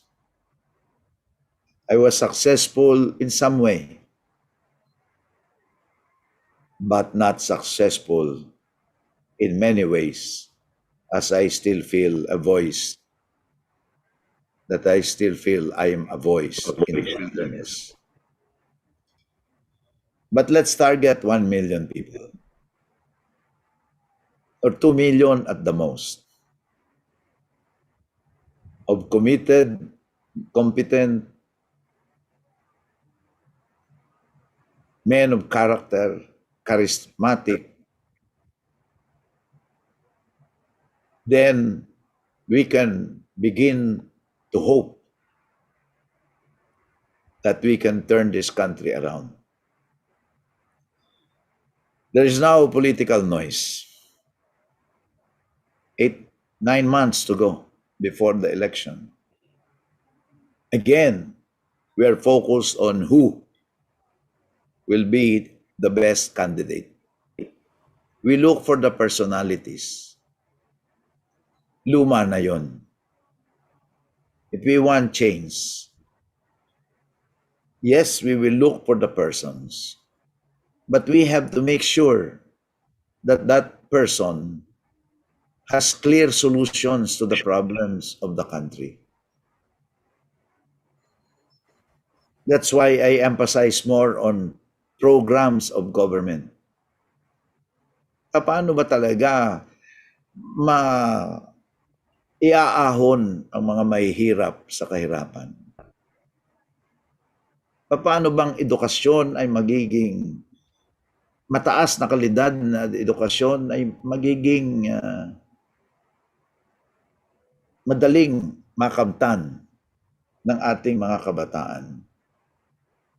Paano makakalikha ng kalidad na trabaho? Hindi na pag-uusapan yan. Kung mapag-usapan man, ay pabalat bunga or lip service lamang.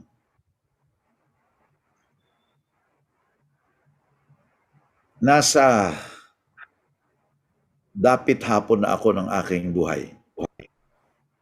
When one turns 70, and I'll turn 70 this December, binabalikan ko yung aking kabataan na ang pangarap makita ang bukang liwayway sa dakong silangan na magbabadya ng kaunlaran, katarungan at pagkapantay-pantay ng mamamayan. Hindi ko nakita yang bukang liwayway. Nung katanghalian ng aking buhay, nandun na nga ako sa gobyerno. Ang panalangin ko, kahit na hindi na bukang liwayway, silahis na lamang makita ko, ay masaya na ako. Ngayon, magdadapit hapon na. Malapit na sa takip silim ng aking buhay. Wala akong nakitang bukang liwayway. Hindi ko nakita ang silahis. So ang panalangin ko ngayon, kahit banaag na lamang ng bukang liwayway, ay aking masilayan, ay masaya na rin akong may himlay. May panahon pa. May panahon pa. At habang may buhay, may pag-asa. Kaya lamang, kinakailangan ng pagmamadali at sa pagmamadaling yan, kailangan ang maraming kamay na magkakapit-bisig, mga kamay na mag-aalay ng sarili, lakas, talino, kayamanan, o buhay man para sa ating inang bayan. Maraming salamat sa inyong pakikinig. At kung kayo may mga katanungan, handa naman akong magbigay ng kasagutan. Mabuhay kayo, mga minamahal kong kababayan.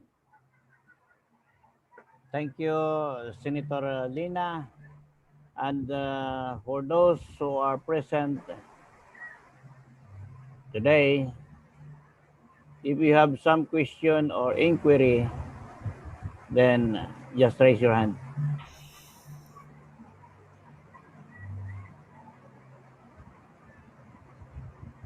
Professor Boots, any reaction? I think si Giancarlo Iway raised his hand. Okay, Giancarlo, you have the floor. Carlo, please unmute. Okay. Okay, naka-unmute na. Okay. Siguro, ang dapat na-connecta natin sa dinadaman na ngayon sa session natin sa Shadow Congress at sa nangyayari na rin ngayon na nagsisimula na rin ang World Freedom Rally ay dapat magsama-sama tayong lahat dadapanan itong mga undemocratic na aksyon na ito. At gusto ko na ipaalam sa lahat no, na nagsimula na ang rally ng in-organize ng mga organizers ng World Freedom Rally dito sa Manila kasama ang GM team at na-live na po ang KDP ngayon. So sa mga pagkatapos ito ay siguro puntahan natin sila at samahan din natin. No? Yun lang po muna. Carlo, so okay. Mamaya na yan at reaction muna sa nabanggit ni Senator Lina. Tama-tama lamang. Bakit nakakalimutan? Professor Boots, any comment? Now you have the floor. Magandang umaga po sa inyong lahat. Magandang umaga kay Senator Lina. Sino po ba? Marami mga kaibigan po tayo dito. Yeah, I was had the privilege of listening. Kaka-turn on ko lang nung aking Zoom. Napakinggan ko yung talumpati ni Mr. Joey Lina, Senator Joey Lina. And I associate, of course, with the remarks made by the good senator, and that we are in a revolutionary situation. Indeed, I look at our situation right now as in a most critical moment of our history, which is now punctuated by an economic crisis of historical proportions, supposedly caused by a pandemic. I'd say supposedly because up to now this is being debated whether this is a natural occurrence or something manufactured, in which case if it was manufactured, the so-called solutions to it may not be the appropriate solutions, but those that have been initiated or imposed by those who were involved in the manufacturing of the fake disease. Now, I say that because one of the things that contribute precisely to the economic crisis of historical proportions, and I mean historical because our GDP has been set back to almost 10 years back, and we have lost about 10% of the GDP last year, and we're expected to lose something even more than that this coming year. We have unemployment of 22.5 million people, unemployment and underemployment. And the level of mortality of the economic crisis far surpasses those that we see presented to us by the Department of Health. Now, the conditions of threatening our nation really is exactly as Senator Lina had said, and I agree, on the matter of leadership, but not on the basis of who, because there's no such thing as a Superman.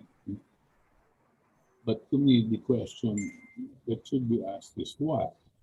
And the senator touched on it quite accurately when he says that whoever is presenting themselves as the leadership for the coming period should be presenting solutions and not lip service, as we have always heard from practically all previous administrations as they were trying to get themselves elected. The solution at hand that we're looking for right now is how will the country recover from this present situation? What are the economic recovery programs that should come out of our economic advisors and the leadership? Right now, they only rely on the vaccines as the magic medicine or potion that's going to all of a sudden, with a snap of the fingers, bring us back to so-called normal. Well, this is not going to happen. On the other, rather, they will be presenting more and more variants, so that more and more vaccines are going to be manufactured and sold to different countries. Now, this rather than of course, democracy is very, very important. After all, that is what things like the French Revolution has actually initiated and taught the world about how the people power can change things. The same thing with the Declaration of Independence of the United States. But the same thing with our own revolution in 1896, where people were fighting oppression. But in all aspects, we see that it was not democracy that they were fighting for. What they were fighting for was sovereignty of the human individual, and then sovereignty of their nation. They were against suppression, they were against oppression, they were against the imposition of leadership, whether they were perceived or not to be there, but they were fighting for their humanity, to be treated as human individuals. So maybe that is where I would slightly differ from the senator, and I'd like him to comment on this. That the problem, I said, when we're looking for a good leader, you're looking for a leader, not a president, not somebody who gets elected only. That president must be the leader. And there is a difference. There's a big difference. The president is elected through a democratic process. But the leader that you're looking for, Senator Lina, and I'm looking for as well, is somebody who really will lead. And we're looking, we produce or we mouth certain qualities that we want coming from a leader. But the only thing that I think is important in choosing the leader is that the leader knows who the enemy of the country is, who is the real enemy of the people. And right now, you have people have already started to identify that. In our case, we have identified the present oligarchy that is in control of public utilities, who are in partnership with people in government, which have imposed themselves on us for the past 35 years. And once they got hold of the public utilities, they used it as a milking cow to enrich themselves over the past how many decades. And now they are in control of more than just the public utilities. They are in control of your political leadership. They are in control of many people in the Senate and in the House of Representatives. They are in effect in control of the election process using the Smartmatic and all of this, using the resources that we ourselves have been giving to them via the public utilities.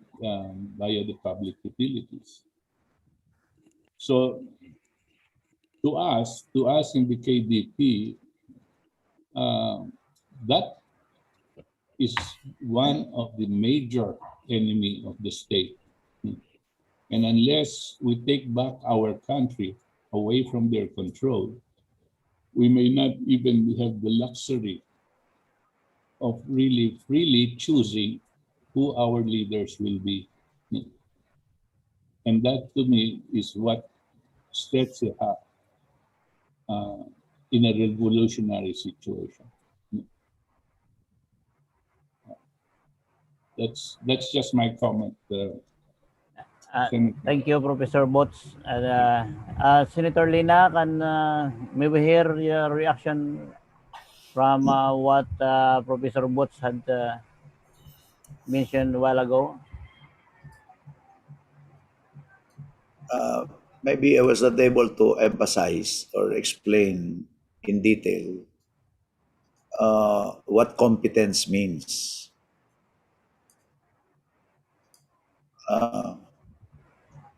And the political skill that is needed. We are not in a vacuum. We have to, the leadership, when I talk of the leadership, it's the class of people, not just the president. I talk of organization and movement that can influence the political life of our country, the economic life of our country. And so that organization, which will assume leadership, not necessarily in an electoral way, but that will be one of the activities of the organization. Competence means knowing your enemy.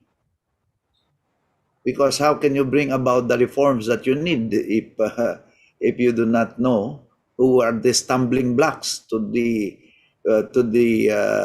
reforms being implemented? So it goes without saying that there will be an analysis of the situation You have your objective of prosperity for all, your objective of a meaningful democracy. How do you bring that about? So, competence includes knowing how to bring about these changes and achieving the objective. So, to be competent is to be able to carry out your objectives, and in the process, definitely, the stumbling blocks will be the power elite, economic elite in the country, because they will not just give up their perks and privileges. And I think that I mentioned that they will hang on to the oligopoly structure. They will hang on to the political dynasty set up because it feeds them, it helps them. They will install president who are their puppets. They will capture the bureaucracy, the regulatory agencies. That's what we call regulatory capture. We are aware of that. And a true revolutionary should know what he is up to. So Butch, we are not divergent on that. It's just subsumed in the word competence, not just in running a government, but competence includes the wherewithal, the resources, the plan, how to make sure that the reforms are needed are carried out.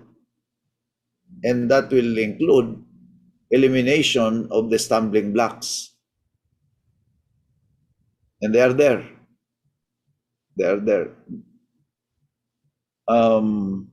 Again, also competence includes how do you bring about more jobs and decent jobs?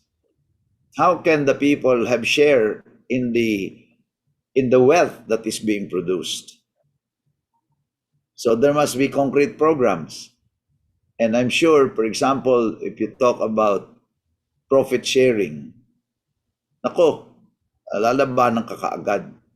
If you talk of more offering to the public of shares that will be open, but a certain part is given priority to the workers, maraming lalaban. So, the enemy must be identified. That's correct. That's correct. There's no quibble about that. And it falls under the word competence. The leadership must be competent. The organization and subsequently the movement should know who the enemies are or the stumbling blocks towards the realization of a given vision. When I say prosperity for all, that's too general. It has to be broken down into parts. Access to electricity, access to education, access to livelihood, until people are empowered that they can decide for themselves.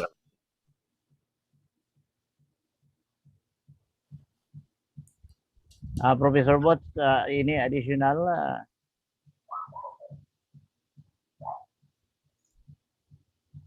any additional comment? If there was none, then Attorney Mel, next Attorney Posadas.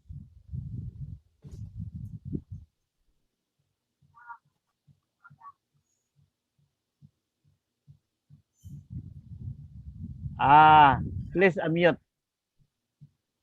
Okay. Yeah. Unmute. Okay. No, can you hear me? Attorney Mel, sandali muna. Si Sir Bot muna. Sige. Hindi na. I was just about to say that I will not comment anymore. I just wanted to hear the other comments as well. Okay. Thank you. And okay, Attorney Mel, you have the floor. I will just take off from the statements of Senator and Professor Butch. I'm glad I heard more revolutionary words from Senator Lina, and also the analysis of Professor Butch about the oligarchs. Because coming from my background from Comelec, sad to say, we are guarding hard against Smartmatic, but we seem to forget a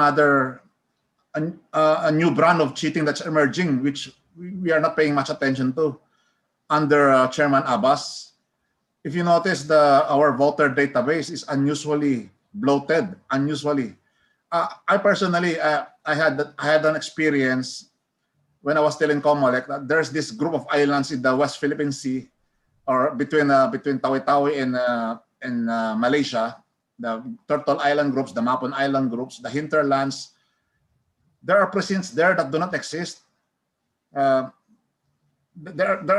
are people there who vote, but they don't exist. They only exist electronically. And that seems to be the new brand, the new wave of cheating for 2022 under Chairman Abbas. Because he is from Mindanao, he knows the hinterlands very well. He knows places which we cannot audit. So, in other words, even if we are able to select a very good, a very perfect candidate for 2022, which I doubt, I doubt if any such person exists. Even if we are able to vet a candidate, a good one, the problem is voting. Who will count the votes? Electronic voters who have no real existence, they will be the one. They will vote in favor of a favored candidate, favored by Smartmatic and by the new brand of cheating, which is the bloated voters, electronic voters. So hopefully you can pursue more the revolutionary aspect. In fact, this group of Gil Ramos is proposing to go back to the original 1899 Constitution, which, by the way, I'm still waiting for a challenge. I gave out a challenge to anyone to prove that the original Saligang Batas na soberanong Saligang Batas ng 1899 ay na-repeal na. Was it ever repealed? Was it ever abrogated? Is it dead or alive? Because the 1935 Constitution forgot to repeal it. And all subsequent constitutions that we have, all the way until the 1987 constitutions, they were based on 1935. So, legally speaking, 1899 Constitution is still alive today. We have two constitutions alive. And you just have to recognize that. You just have to recognize that there is another constitution that is alive until now. Because what we have is a bastard. Actually, we are having a situation wherein parang kinasal ka sa sa maraming tao, no? Yung original na kasal, yung lihitong kasal ng sambayan ng Pilipino sa Saligang Batas ay yung 1899. Parang second bigamous na itong 1935 Constitution. Trigamous itong 1943 Japanese Constitution, Mickey Mouse Constitution. Quadragamous na itong 1973 ni Marcos. Pentagamous na itong 1986 ni Cecilia Muñoz Palma, and hexagamous na itong 1987 natin ngayon. So parang 6 ang pinakasalan, but there's only one original, which is the 1899, a valid and subsisting marriage between the Filipino people and the 1899 Constitution, which is still alive until today. So we just have to recognize, I call it ancestral honor recognition. Honor our ancestral honor. Recognize our ancestral honor. We have an existing constitution. If there will be a wicked political dynasty after 2022, after Smartmatic proclaims the wicked political dynasty in 2022, we have this 1899 Constitution to say we have our own government under the original soberanong Saligang Batas. I hope we explore that angle, because legally speaking, I am willing to challenge anybody to prove that the 1899 Constitution ever died. Did it ever die? Is it dead or alive? I'm posing that challenge to anybody, and I'm willing to debate with anybody. Because my stand, it is still alive until today, as we are speaking right now. It is our constitution, our original constitution, and we will honor it because it is ours. Yun lang po. Thank you, Attorney Mel. And reaction from Attorney Posadas. Attorney Posadas, you are recognized.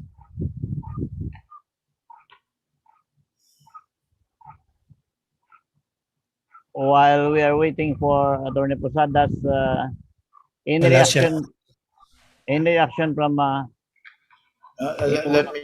let me just react very briefly to okay, Senator Linayo. Attorney Mel said. No? Number one, there are many battles that we have to face. The biggest battle is the battle for the hearts and minds of the people. That's why I said a leadership that knows what to do recognizes that unless the people hearts and minds are won over, then we will never win the total war. Why? We will just be a voice that is not being heard and accepted.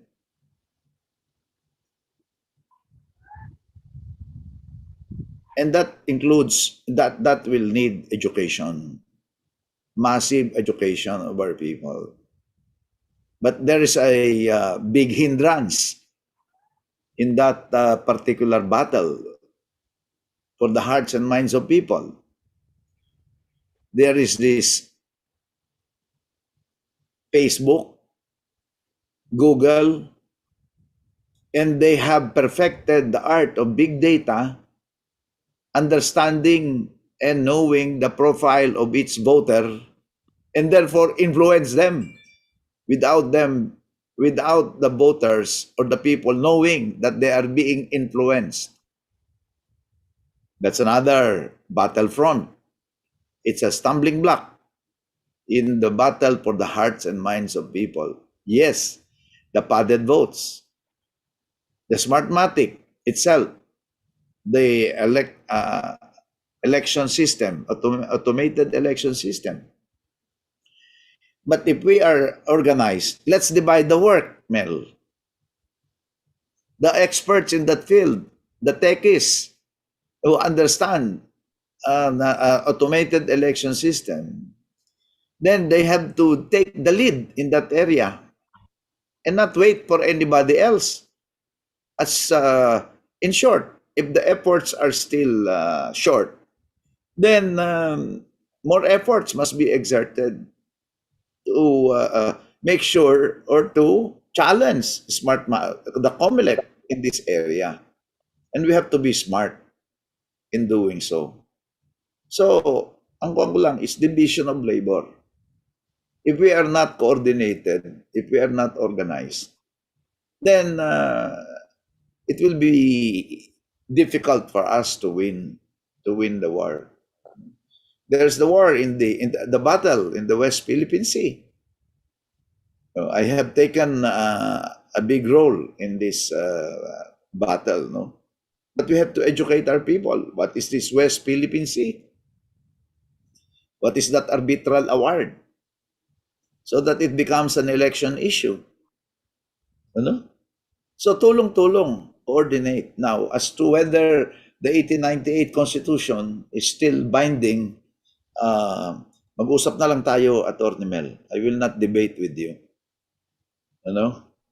Because, for example, there is a Supreme Court decision declaring that there is only one title, practically, to the entire Metro Manila or the entire Luzon. Oh, what do we do? What do we do? Can the real owner now of the original title, how can he get back what he owns? Even if the Supreme Court says so, na tama yung title niya. Oh, how do we? So, I mean, what I'm saying is, there are realities that we have to contend with. But the question is, how do we bring back the hand of time so that the Filipino people will go back to 1898 Constitution? So that will be a very tall order, to say the least. But I'm prepared to listen because I have not addressed that issue more deeply.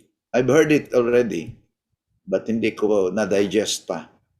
So siguro I will have to be enlightened by you on the matter. Okay, Ben? Yes. Attorney Posadas, additional comment or additional reaction, please. Attorney Posadas.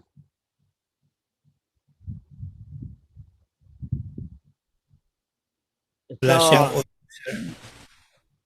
Mel, are you satisfied with Senator Lina's explanation? Yes, yes. Yes. Okay. That's right.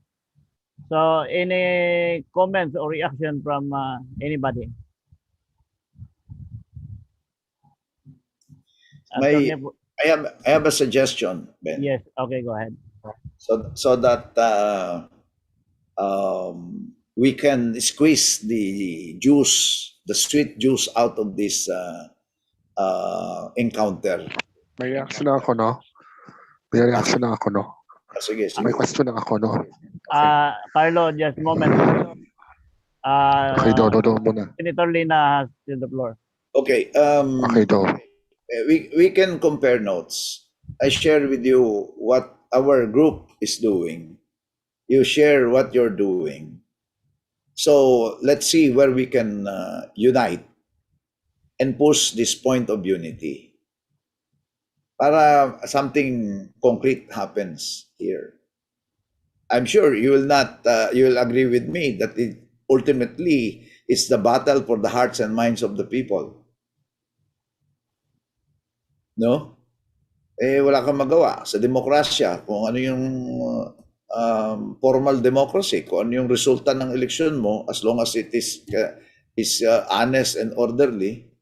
Pero, Mel, lugi na tayo eh. Kahit na tama yung sistema ng eleksyon, kung yung utak ng tao ay nalaso na sa maling pag-iisip, ay hindi rin tayo panalo. Nanalo tayo sa procedural, pero talo tayo doon sa substantive.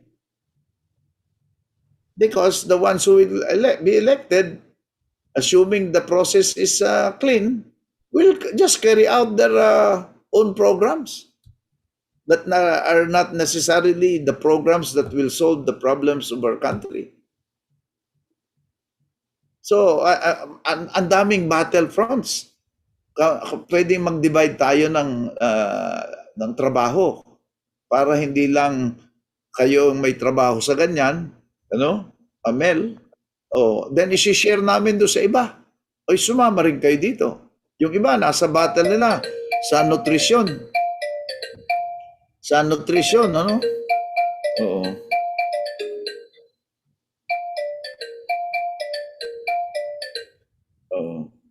So, yun lang, para lang konkreto. Ano? Okay. And I will just coordinate with maybe, I don't know, to Hill or to Mel, so that we can coordinate our efforts. Okay, thank you, Senator Lina. And Congressman Villarama, reaction please.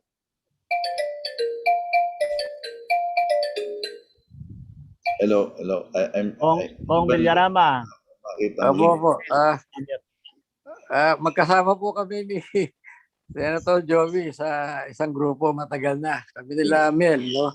So nagkakaintindihan kami at maganda yung kanyang proposal na magpalitan tayo ng mga konkretong pangarap natin at anong ginagawa natin at the moment para sa ganun malaman natin saan tayo pwede magsama-sama at yung kulang na mga issue, hanapin natin yung mga grupo naman na expert o itinutulak yung mga issue na kailangan. Yun lang po. Okay. Attorney Posadas, are you still here? Any reaction? Ma'am Wilma Manzanillo. So if you have some suggestion, reaction, etc., please raise your hand.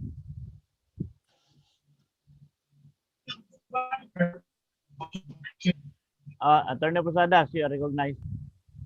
Yes. Okay. I'm not ready to show on video. Okay. Video appearance, but I'll just use the audio. And this is related to Senator Lina's uh, narrative, and also Attorney Melchor Magdamo's contention that the 1899 Constitution is still alive and valid and enforceable. But however, uh, there is really, it can be debated whether the 1899 Constitution is alive and valid and enforceable or not. But there is a way, a legal and constitutional and practical and people's will way, so to speak, which, by the way, of course, the people's will is the creator of the Constitution, and it's the superior uh, uh, manifestation of a nation to govern itself. Of course, there's no uh, contest or no opposition to the fact that the people's will is the superior creator of the Constitution. Okay, be that as it may, what we would do is to do it on a parallel process of a constitutional, legal, and practical way. There is a provision, of course, in the 1987 Constitution that says that of course, the provision of the presidential oath of duty to redress people's grievances. And what we need to do Hello? is to. Hello, am I still Yes, yes, yes. on? Attorney Okay. Posadas, you're still on the floor. All right. What we can do is to invoke that constitutional oath of office. In this case, President Duterte's oath of office in the provision of the 1987 Constitution to redress people's grievances. And people's grievances can be done in a legal constitutional way through that um, oath of office duty in a plebiscite petition for a referendum that will, of course, go all through the requisites of a referendum requirements, that if it's passed, then it will require President Duterte to redress it by ordering a referendum. And ordering a referendum that if the people or a majority of the people through a plebiscite will approve the adoption or shifting of the Constitution to the 1899 Constitution. Now, whether the 1899 Constitution is alive or valid, it doesn't really matter, because once the people's will expresses in a majority according to the requirements of the plebiscite, then so be it. So President Duterte has to follow that referendum approval to shift into the 1899 Constitution. If he doesn't, the petition will be resolved that either President Duterte and or the armed forces of the Philippines, as an extension of the Katipunan Army, will have to enforce it. So the most that we can have will be a constitutional crisis. So be that as it may, we will cross the bridge when it comes to that point.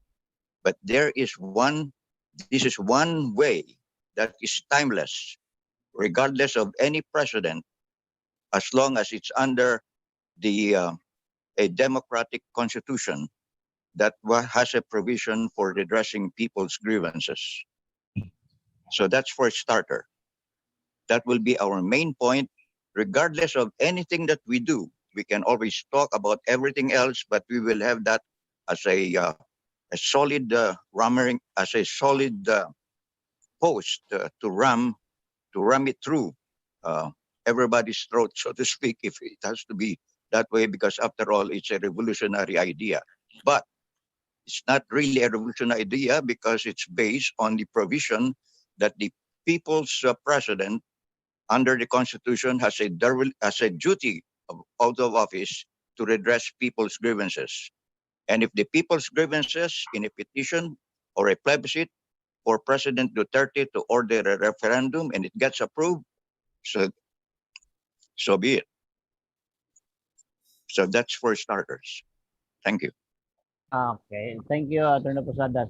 May katanungan lang ako kay Senator Lina. Dahil nabanggit mo kanina yung sovereignty reside in the people, ano ang reaksyon mo, ano ang komento mo kung halimbawa gamitin ng mga mamamayan ang kanilang soberenya at ano ang mangyari kung hindi masunod? Senator Lina, can you react on this? Kung hindi mangyari yung kagustuhan ng taong bayan sa pamamaraan na sila mismo rin ang nag-approve, theoretically, so, a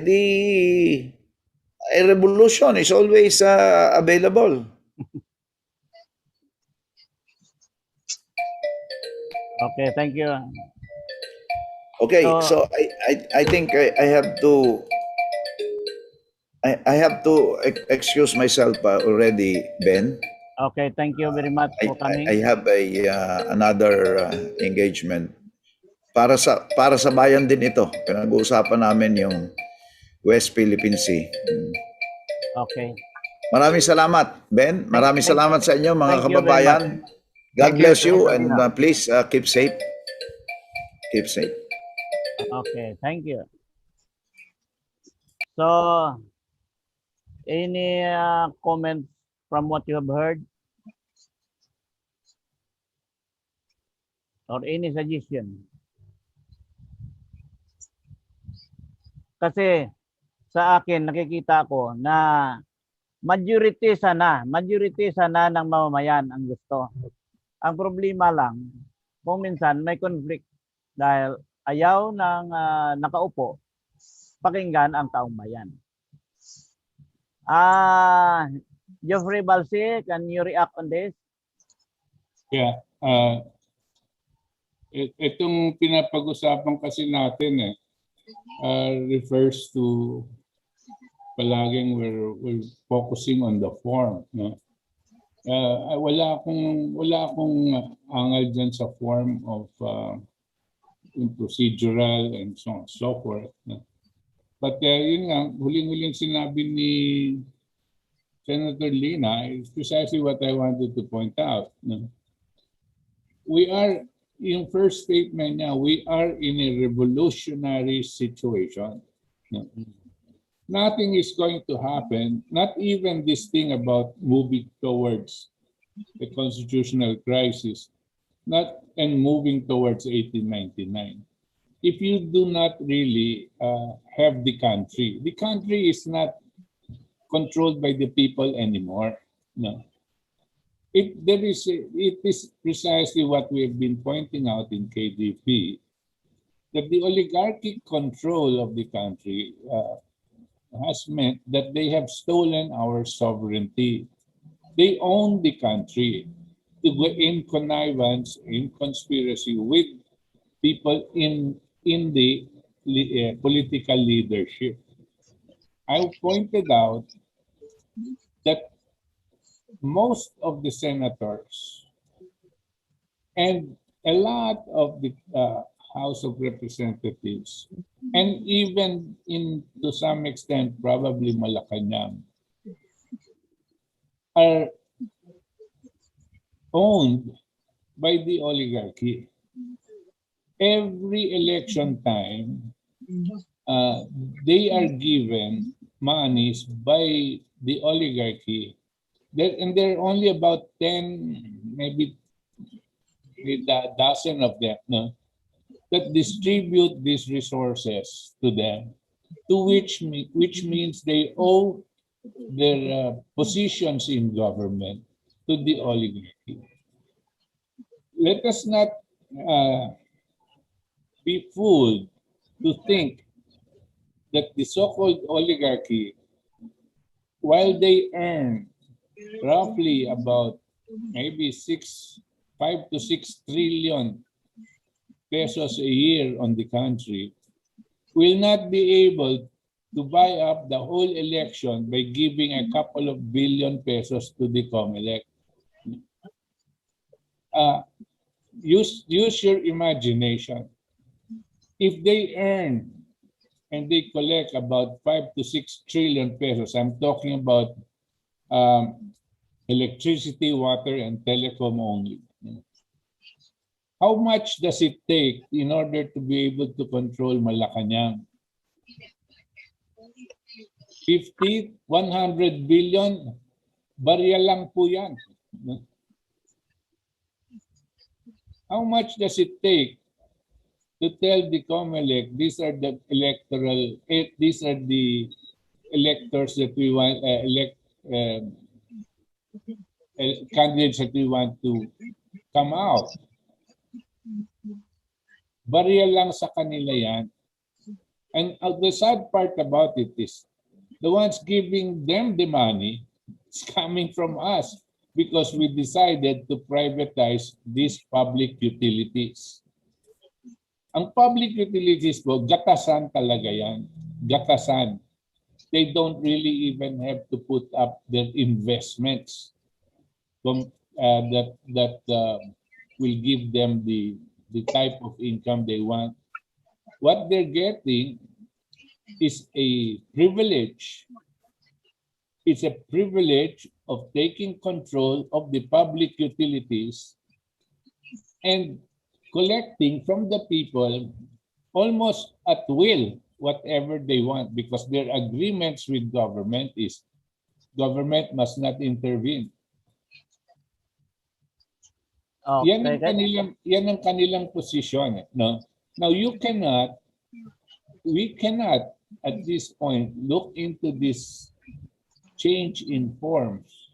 We cannot look into this change towards 1899 unless there is a physical takeover of our country. Okay. Now, without that physical takeover, wala. Para tayong we forget that there is an elephant in the room, and yet we are discussing to high heavens everything that is idealistic. Okay, Butch. Okay. Can I? Attorney Posadas, you are recognized. Hi, Professor Butch Valdez, Robert Posadas. How are you? Yes, Robert. Magandang Okay, umaga yeah, sa'yo. yes, it's very, very true and realistic. And of course, this will be all taken into consideration, but I can make an analogy of this situation right now. We're kind of a little bit confused, if not totally confused, between the horse and the cart. Now, let's consider that the cart is the revolutionary government or the complete change that we want. In this case, specifically the 1899 Constitution, because it's based on the overall factual basis that there is really a deeply entrenched, a deep-rooted corruption of oppression and suppression in various subtle shapes and forms. So that what we're trying to do now is, of course, get organized the horses to, at this point in time, at least to push the cart. But we have to agree on the cart. We have to organize the cart. We know that, of course, these powers that are now in position will not give up. They're really deeply entrenched and in power. So it's understandable. In any revolution, they will also fight to the death. Who wouldn't? So it's understandable. But the cart that we want now is something that we can organize and rally around with, so that in the process of building the cart, we will now educate the people and get them on board. And this is what I mean by at least starting with a orderly and and constitutional and legal uh, petition for a referendum that will start or spark the fire that will now spread for people to gather or um, to um, to centralize around, so that they can at the same time be educated what this is all about. Because in pushing the petition, there's also the process of letting them know what the petition is all about. So they will be educated on the grassroots level that what the petition is all about is for a complete orderly change, without which nothing will really ever happen. Because in logic too, a substance has to be completely changed, because a substance has different features and characteristics or natures. And if you don't change the substance completely in logic, the characteristics or features, in this case, the deeply entrenched corruption, will always remain and contaminate. So you got to change the substance or the system. So that's the cart that we want. That's the cart we want to push, and we have to organize it in a way that is legal now and constitutional. Now, once that is approved, so be it. If President Duterte in this case doesn't want it done, then it's incumbent upon the armed forces of the Philippines to enforce it. So if the armed forces of the Philippines doesn't want to enforce it, at the bottom we will get some results like a constitutional crisis. So be it. Si Tony, But that will spark the plot or the fire. So what we are saying is we organize the cart first. Okay, so that we will now use the horses to pull it. So that's my point. Okay, thank you, Posadas. Reaction from Abot. Let me react on it. Okay. I do not disagree, except that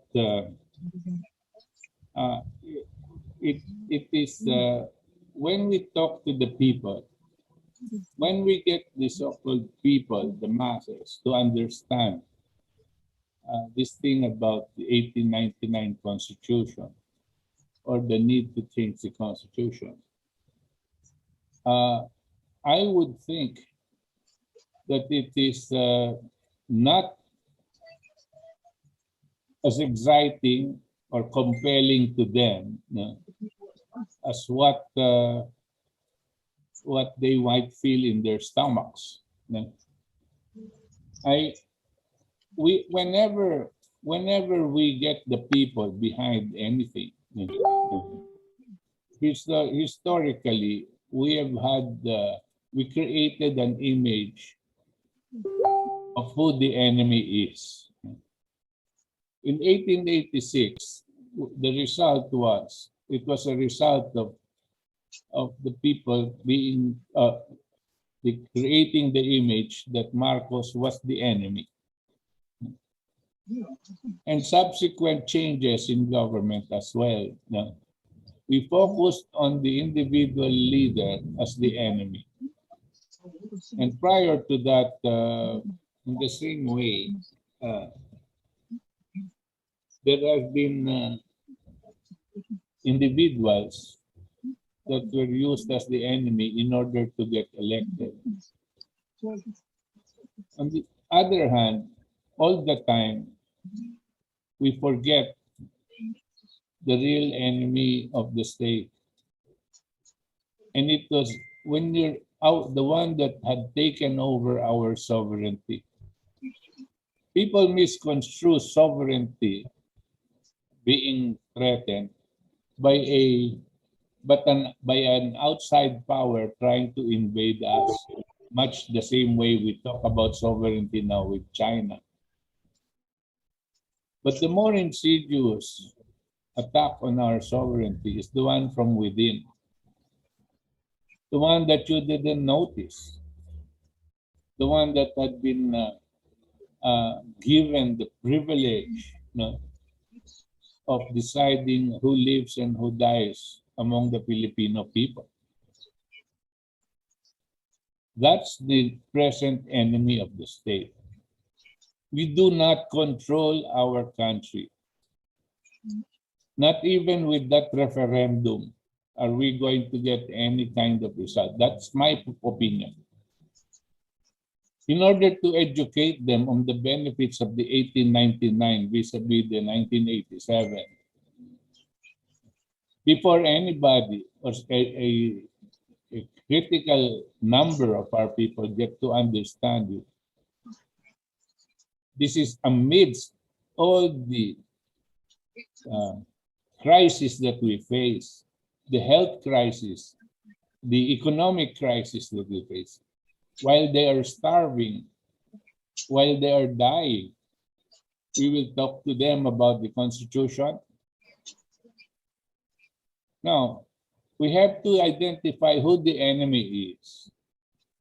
And once we take over, they understand that it is because of this oligarchic few in connivance with government officials that are the true enemy, that are causing all of this suffering from them that they are experiencing. Then we will get the people together. If we can tell them that once we take over back public utilities like electricity, and they will be given up to 60%, 70% rebate or discount on their electricity bills. And that is a very real possibility if we can take it over. What do you think the public is going to react? I would say almost 100%, because the public is not just the people and households. The public includes all businesses that are going to be benefiting from this. On the other hand, even if I agree that the 1899 Constitution has not been abrogated, and I think we should go back to that when we get the chance. At this point, how can we make them feel militant against to push for the change in Constitution to 1899 when they are already now suffering in trying to survive, trying to avoid death? So this is where I am saying, let us put everything in perspective. We are very idealistic about I am very pessimistic on the other hand about COMELEC, about our leadership, about Duterte, everything, and that they are done, what they are tending to do, they're intending to force vaccinate our people.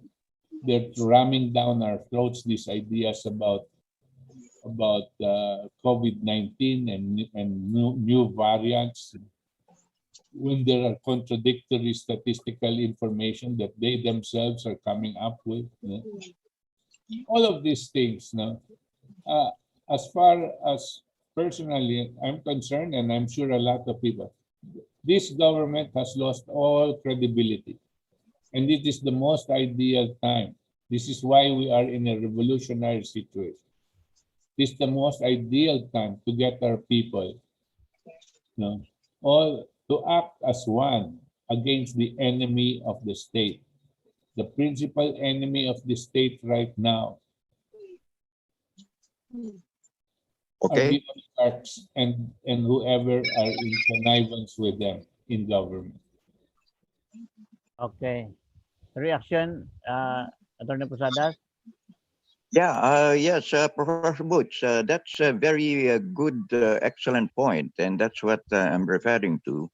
In getting organized into a solid cart, in identifying and forming the cart, we identify the enemy. And that's just to start, it's a part of the process of building the cart so that at the same time, well, we're identifying the horses that will pull it. So it's likened to we are ahead of ourselves with the horses without really identifying or forming the cart that we want to push and to be pulled by the horses. So that's a good point wherein in organizing the cart, we identify the enemy, and in so doing also at the same time try a different various sub processes in that also the cart can also invoke the Article 12 of the Constitution that you have been pushing for the government takeover of public utilities because of national emergency. So that's one part of the whole pillars of the cart, so that once we identify the real enemy in the cart or enemies, be it underground and above ground and whoever else, whether foreign or local or territorial or regional, then we can all put this all together and at the same time solidify into a cart wherein we now can have the horses ready. So there's no point, there's really no argument in that we will have to recognize who the real enemies are, whether above ground or underground, and or foreign or local or national. So, so my point is to get organized around this cart that will consider all of these narratives and processes. But we have one solid uh, ramming point that will solidify by all these processes, meaning identifying the enemies, educating the people. So this needs to be organized into one solid ram that whether it happens or not, it can have traction. Whatever the result will be, so be it.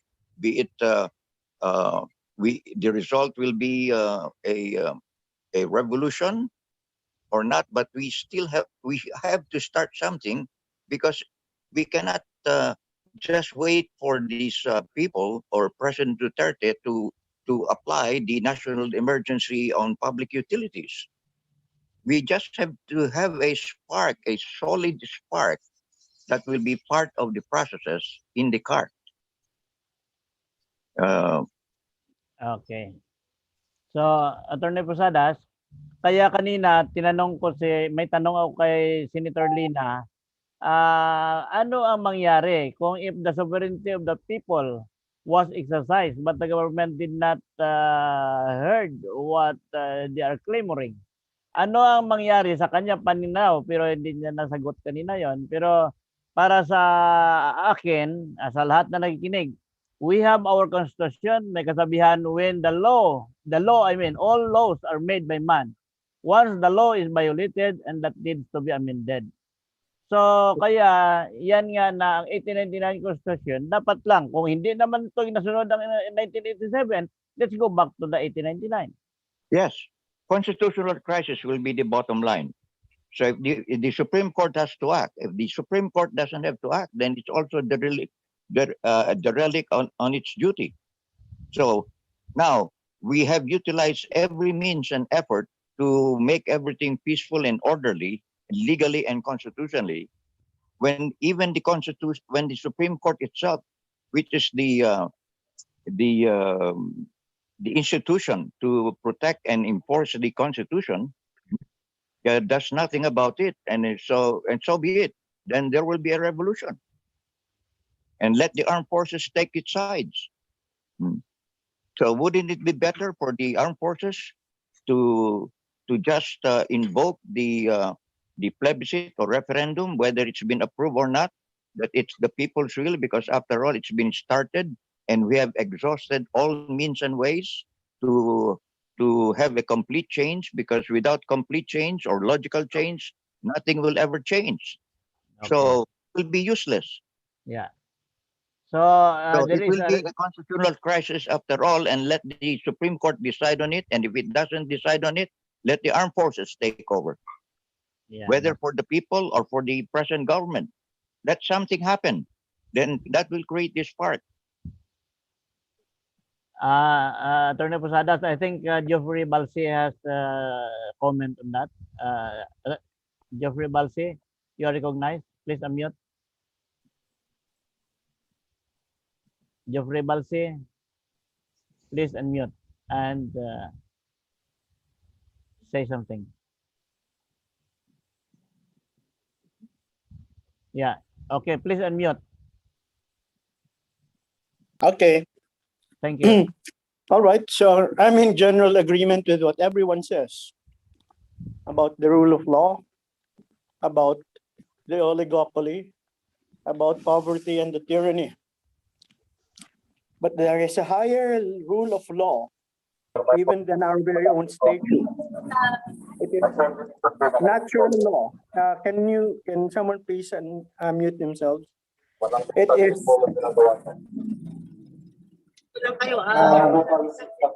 please mute. Social distance tayo. Somebody is yung nag-walk for freedom ang Social distancing na po, social distancing tayo. Somebody is distracting us, sir. Mel, can you unmute? Melo, please. Melo.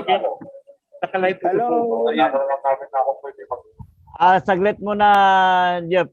Ginpakita pala niya yung naka-live na Walk for Freedom. Ito. Sandali lang ha. So, tingnan natin. Okay, Mel, go ahead. Sandali. Sunod ka na lang, Jeff. Mel, okay. Makita mo ang nagalakad sa ulan.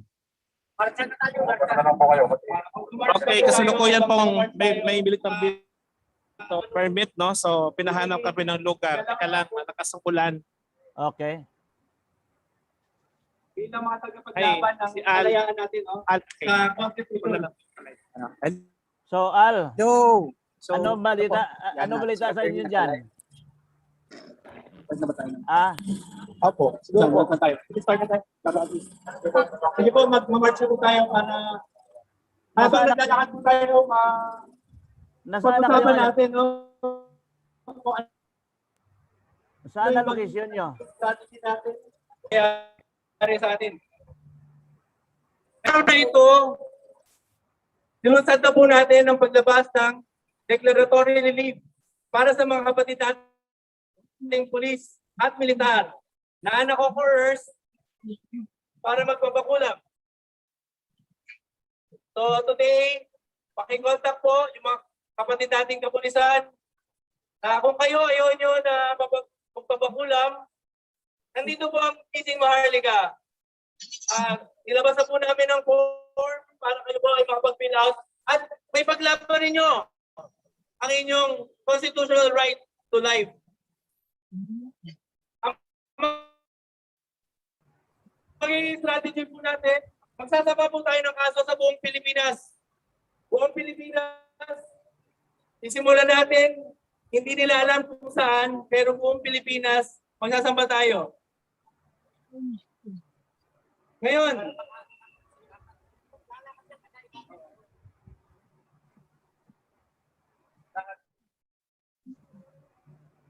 okay, medyo... Ngayon, in-announce na po natin noong araw ng Sabado ngayon. Kaninang madaling araw, may kumontak na po sa atin. Pakikipagkampihan na huwes galing sa Mindanao. Susunod-sunod na po yan. Kaya wag po kayong mag-alala. Tuloy-tuloy lang po ang ating pagsusumikap. At tayo ay lalaban para kalayan ating pamili at kalayan natin na magtipon-tipon para ipahayag ang ating mga saloobin. Natin ilalagay ito. Okay. So sa mga nanonood po ngayon, narinig ko po si attorney. Ngayon po ay na tayo, magmamarsya na po tayo. Saan location nyo ngayon? Sundan po lang natin. Sundan po natin ang truck ng KDP. Nandito na po ang Patriots. KDP ang diyan. Lalabas. Dami nyo pala.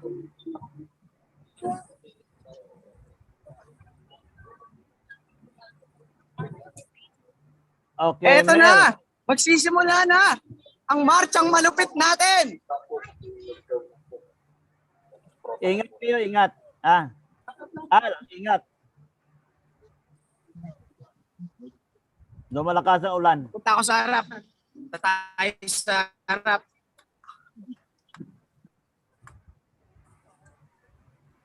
Magkasama na kayo ni Nakapre at saka ni Rock.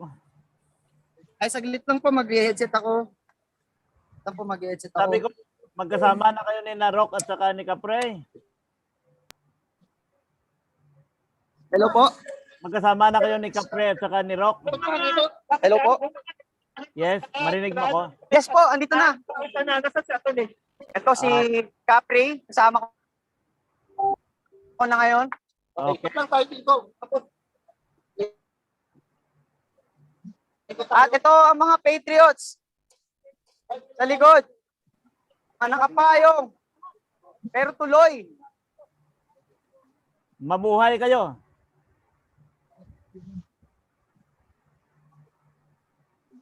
Talaga naglakad ah. Mabuhay po. Hands off. Anak ko yan. Huwag niyo pakialaman. Noto na mandatory. Abolish ITF. AITF. Duque resign. Kissing Maharlika flags. No. Mandatory vaccine. Sarap maligo sa ulan, no? Sarap maligo sa ulan, no? Wala pa akong COVID, no? Paano ba yan? Yes.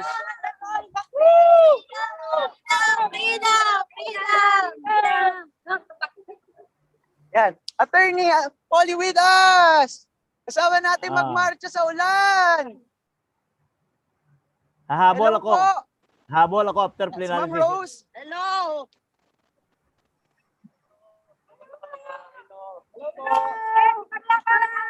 No to vaccine! Ivermectin vaccine! No to vaccine! Freedom po!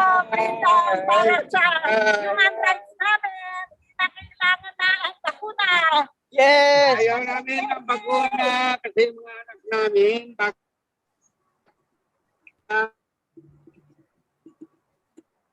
may problema. Despecho tayo sa ng pila. Grabe, ang dami Patriots, nakakatuwa. Kahit umuulan, naglalaban nila yung mga karapatan nila. Woo, woo, woo! Ingat kayo, ingat. Nakakatuwa. Maraming salamat po. Okay, kung may thank mga you very gustong much. Patriots na Al at magsalita, ayan, may area tayong pupuntahan. Thank you po, thank you. okay, thank you very much. Ingat kayo, ingat. Salamat po, salamat po. Okay, thank you. Mel.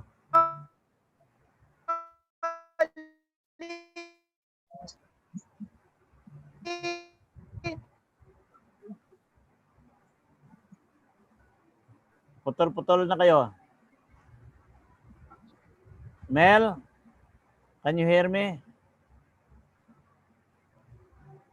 Nawala si Geoffrey.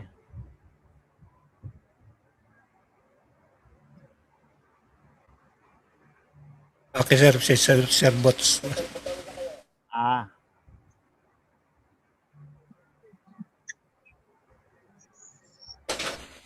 Okay, share mo kay Professor Bots. Pakinggan natin ang KDP.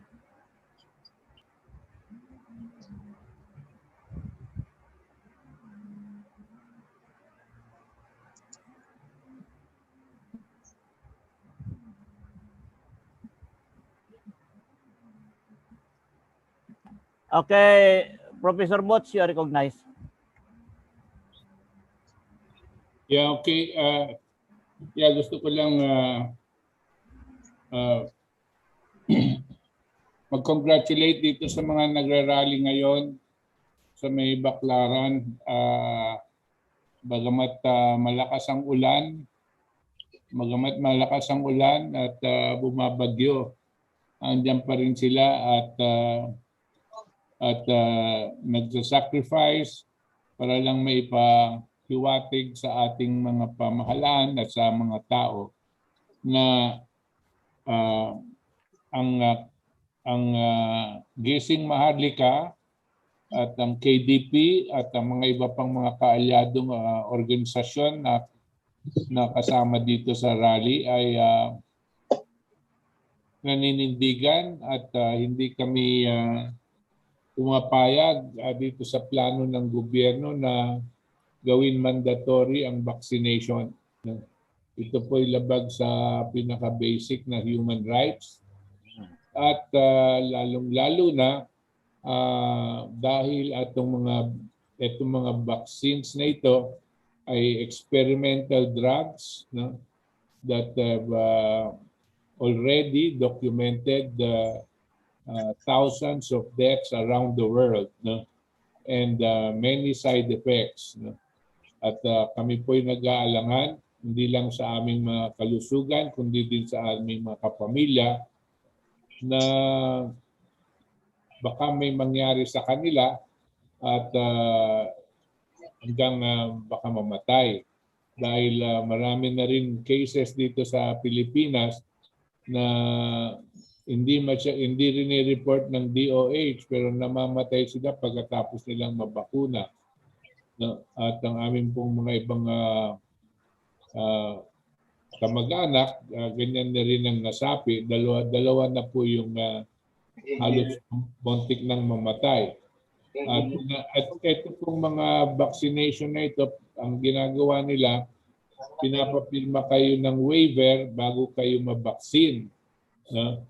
Waiver. Ang ibig sabihin, kung ano man mangyari sa inyo, magkasakit kayo, mamatay kayo, o magkaroon kayo ng malaking diferensya, wala pong pananagutan ang gobyerno at ang yung mga nagtuturok ng injection sa inyo. Wala po silang pananagutan. Ito po ang nakakalungkot na pangyayari ngayon mga panahon na ito. Hindi lang yun, pag sinabi nilang na namatay ka sa COVID, agad-agad kinikremate ka para wala nang ebidensya at wala nang mag-autopsy kung ano talaga ang kinamatay ninyo ng mga kamag-anak nyo. All of these things are against the Nuremberg Code, no? Na sinasabing ang tao ay dapat hindi pipilitin minom o magpabakuna para magawin siyang eksperimento, no? Kinakailangan naiintindihan niya at kinakailangan yung mga namamahala na gumagawa ng eksperimento ay kailangan mananagutan dito sa kanilang mga ginagawa. Kami po sa KDP at sa Gising Maharlika nakikisa dito sa worldwide rally today, happening today around the world, no? Against mandatory vaccine. Promoting ivermectin, a securative drug, together with the hydroxychloroquine, a securative drug that the government refuses to promote. No? Yan po ang aming pahayag. Thank you, Professor Boots, sa mga information at nakikita namin na kahit maulan, rain or shine talaga, ang ating mga patriotiko ay nakipaglaban ng kanilang mga karapatan. At pagkatapos ng plenary natin, nahabol ako sa kanila. So, any comments? Geoffrey, where are you now? Ayan, sorry. Naliligo na lahat. Hanapin ko muna going to Attorney Aaron, ha? Okay, so sisikapin namin yung sasakyan nasa gitna para makapagsalita siya habang hindi pa tayo pinaalis ng mga militar. Si Attorney Anyway, Aaron. so ayan, nakapila po kami ngayong lahat. Nakaready po. Okay, nasaan na ba? No, pwede mapakinggan si Attorney Aaron. Ayan, ito na po, sir. Yan. Sir, live the Zoom. Hello po, hello. Okay. Hello po. Asan po yan? Salita ko. Hello, kamusta kayo? Marami na nanonood dito. Marami. Hello po sa Ingat. lahat, sana kung nasan man kayo, mag-video ring ngayon tapos lumabas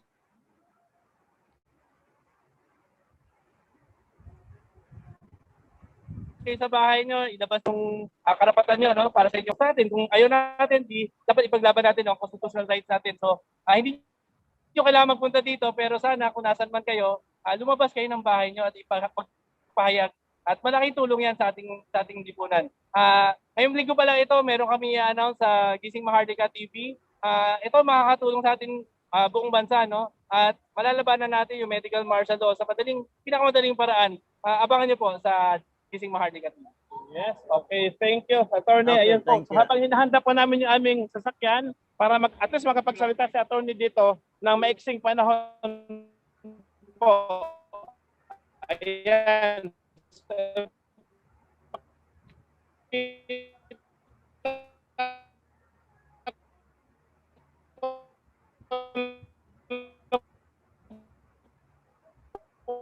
Putol-putol ka na.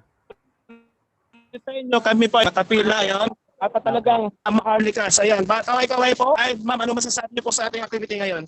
Ito ang simula ng ating pakikipaglaban sa karapatan natin mabuhay. May kalayaan. At huwag tayong mabiktima nitong vaccination na ito na experimental. Okay. Ano ba, Attorney? Wala niya umiyas.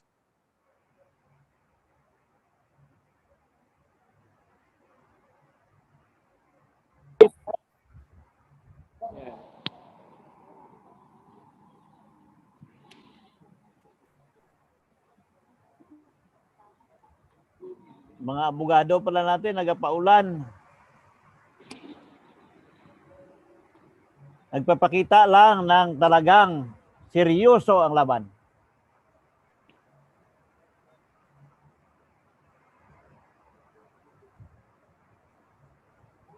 So sa mga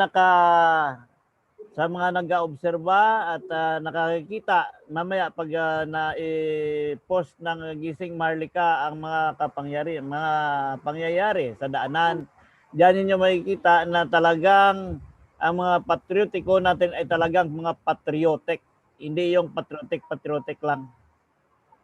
Ulan, nag-init, laban.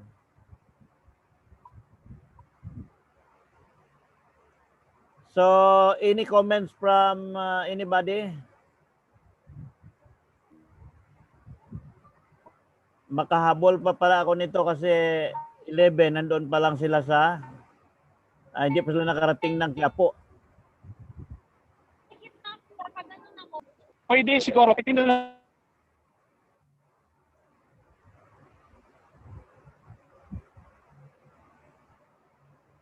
Pasensya ang mga nakaabang, no? Kasi hindi lang ang napag-usapan ng shadow government kasali sa ngayon ng Walk for Freedom ng Gising Marlica. Kasi ang Gising Marlica ay sumusuporta rin sa shadow government.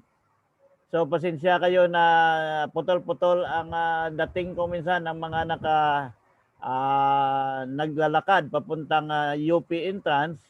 Pero balita ko, nandun pa lang sila sa, ayaw ko kung di pa yata sila nakalampas ng Quiapo. Nasa Baclaran pa sila? Nasa Baclaran pa sila. So, malamang maghapon to. Hapunan tayo doon sa UP mamaya. Tama-tama lang yan. Kung matapos ng plenary natin, makahabol pa tayo doon. Sabay ako sa iyo, Sir Ben. Okay. Announcement pala na merong sad to say na kay Prof. Hel na meron siyang minor car accident during biyahe niya. So hindi siya makakahabol sa atin sa plenary. So it's up to our speaker. Okay, Mel. Okay, naayos yung stage. Siyempre pasingit lang muna ha. Naayos yung stage ng Frank. So dito bibigyan natin ng pagkakataon. Magsalita po si Attorney Aaron ngayon ha. Okay. So nandun na siya. Habang yung militar doon nakikipag-negotiate din.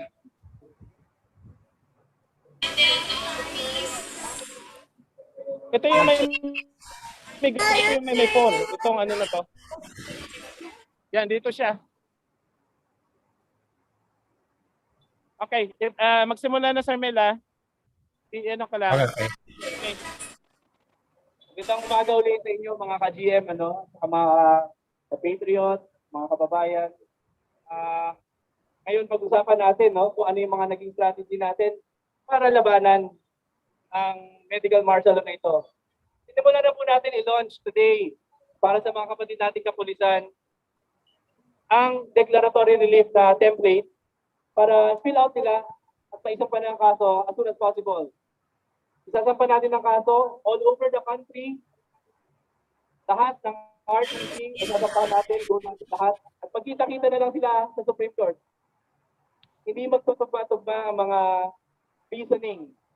Sigurado tayo, hindi magtutugma-tugma ang reasoning ng mga trial court. At isa dyan ay papanigan ng korte. At yun, sasaklawan natin. Pangalawa, ito ilang araw lang bago natin in-announce na tayo maglalabas na ng template, meron na mga nakipag-ugnayan sa atin, ng mga doktor, mga abogado, at mga judges din. At sila ay makikipagtulungan at naunawaan ng ating pinaglalaban. At sila ay kaisa. So, gumagana ang ating mga pinaglalaban. Maraming nakikinig. Yan ang sa amin, maglalabas kami sa Gising Maharlika ng contract form. Ito ang next strategy natin. May mga kapatid tayo na mga naniniwala na sa pangulam. At sinasabi nila sa atin, hindi tayo ang otoridad para magpaliwanag at mag-disprove ng pangulam. Ngayon, para sa kanila, mamimigay tayo ng kontrata. Total, kampante sila sa mga experts nila. Ang kontratang ito ay para sa mga doktor o kung sino man ang magpapakulam sa kanila. Ipapaliwanag lahat ng risk. Dapat ipaliwanag nilang lahat ng risk na makukuha sa bakulam. Lahat ng pwede nilang tumapong sakit sa kanila at lahat ng pwede mag-epekto kahit kamatayan dapat nila ipaliwanag. At kung isa man dito sa mga epekto na ito ay tumapong sa kanila, dapat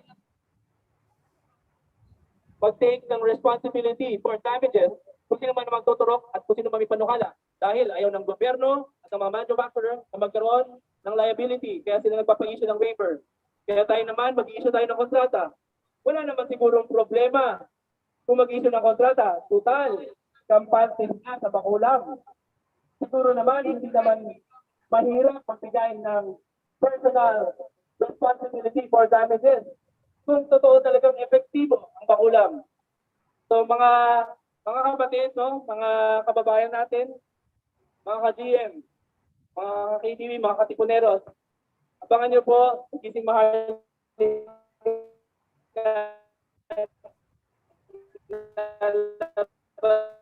natin at tulungan din natin.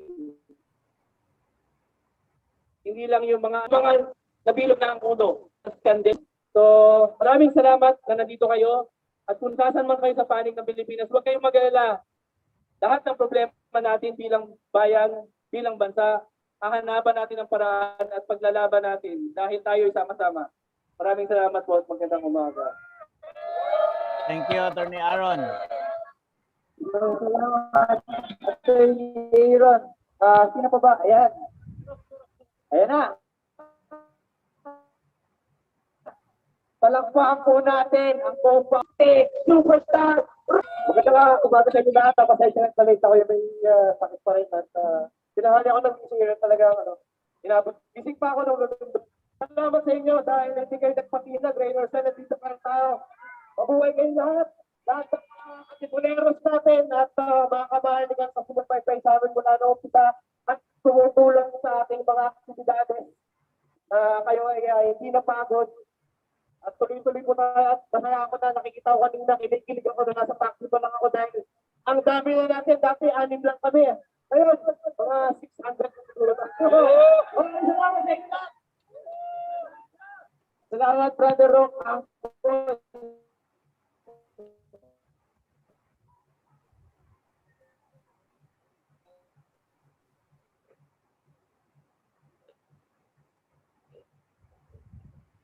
Okay, so any reaction from anybody here? Ma'am Wilma, any reaction? Babes Abanto, Jen, Michael Alunan na nagpaalam sa kanina. So nagsialisa ng iba, akala nila tapos na. Enrico Merioles, do you have any? Okay, no comment. Engineer Perdigon, any comments? Yes, sir. Please? Opo, Yes. meron. Okay, go ahead. Well, ayun, konti lang tayo. But anyway, actually, maganda yung presentation ni Senator Lina. And ang comment ko ay, aside from the focus on leadership, kailangan siguro ng attention also to organizing of the grassroots. Kasi yung leadership, relatively madali asikasuhin yun. Kakaunti yung mga nandoon. Pero yung grassroots, million yun. Kailangan ng skills para maka-organize ka ng mga tagasunod.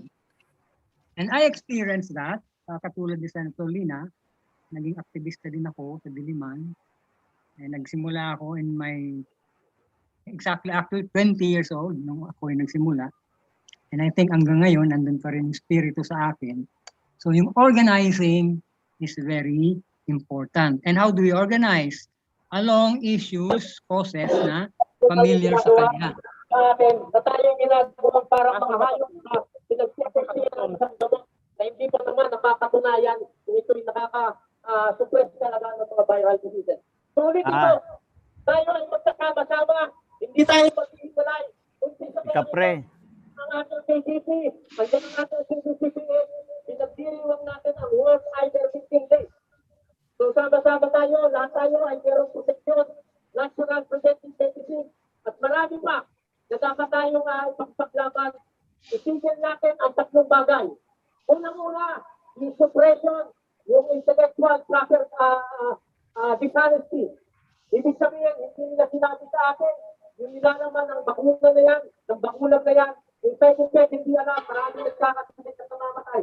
Pangalawa, yung security threat, security sa ating mga kasundaluhan at kapulisan, na kapag ka nagkasakit sila, tandaan silang sinumban ng karamdaman, anong mangyayari sa bansa natin, internal at saka external.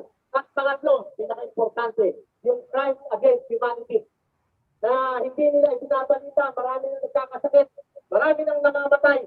Yung tatlong bagay na yan, kailangan pakipaglaban natin dahil karapatan natin yan. Maraming salamat, maraming salamat, Ma'am Rose Palacio, na pinasuporta sa atin. Nandiyan ang ating People's Congress, nandiyan ang ating Deterring Group, ang ating KDP, ang ating CDCPH, ang ating Gising Maharlika Community. So yung mga pumirma kanina, kung sa ating ledger, ibibigay sa inyo ang inyong ID, vaccination right ninyo, ipapadala yan sa email ninyo. So lahat kailangan nakapirma ron at sigurado may papadala yan ng ating Gising Maharlika family. Huwag tayong bibitaw. Salamat sa inyo. Ang Panginoong Diyos ay kasama natin. Kung kasama natin siya, wala tayong dapat ikatakot. Maraming salamat. Maraming salamat, Capri. Kung sino pang gusto mo mamaya papasalitan ko natin si Atty. Polly. Kasi Atty. Polly nandiyan din. Sige po, gusto ko pong magsalita sa mga kapwa ko Pilipino ngayon, mga kapwa ko tao. Sinong tao dito? Sinong Pilipino dito? Sinong Katimunero dito? Naniniwala po kami na global water, ang pag-impact ng power ng tao, babalik na sa atin. The power resides in all of us, we the people. So, Gising Maharlika is the only grassroots freedom movement. Ano ibig sabihin doon? Hindi walang mga tinuro na walang politika, na walang gulay, walang BDS, walang tilawan, at walang leader. Hindi ko pa tinatawag na leader, sarili ko, si Ron hindi rin. Lahat po nang sumali sa Gising Maharlika movement, I dare you. I dare each and every one of you to be leaders on your own. Sa mga komunidad nyo po, kayo po, bayanin nyo po, tumagin po tayo dito. Sundan po natin ang mga protocols ng ating mahaling mga sundalo at pulis. Sumunod nyo ng ating mensahe. Ano po ba ang ating mensahe? protektahan ang ating mga frontliners, military, sundalo, police, mga nurse at doctor sa mga experimental vaccine. Bakit po? Security risk ito. Nakalagay po sa pinilukahan ng CRRC, RA 11525. Experimental vaccine po yan. No? Alam na po ng mga tao, kumakalat na po sa mga bahay natin, sa mga traffic bahay natin, sino na ang may nakilala dito na na-vaccine adverse effect. Sino na ang may nakilala dito na matay sa turo? One first, Sino? Tatamay. So lahat social distancing, sir. may kilala na, sige. Kita po natin yung pagkakas natin. We are celebrating worldwide demonstration of freedom. Kalagay po sa konstitusyon natin na meron tayong karapatan na magpahayag.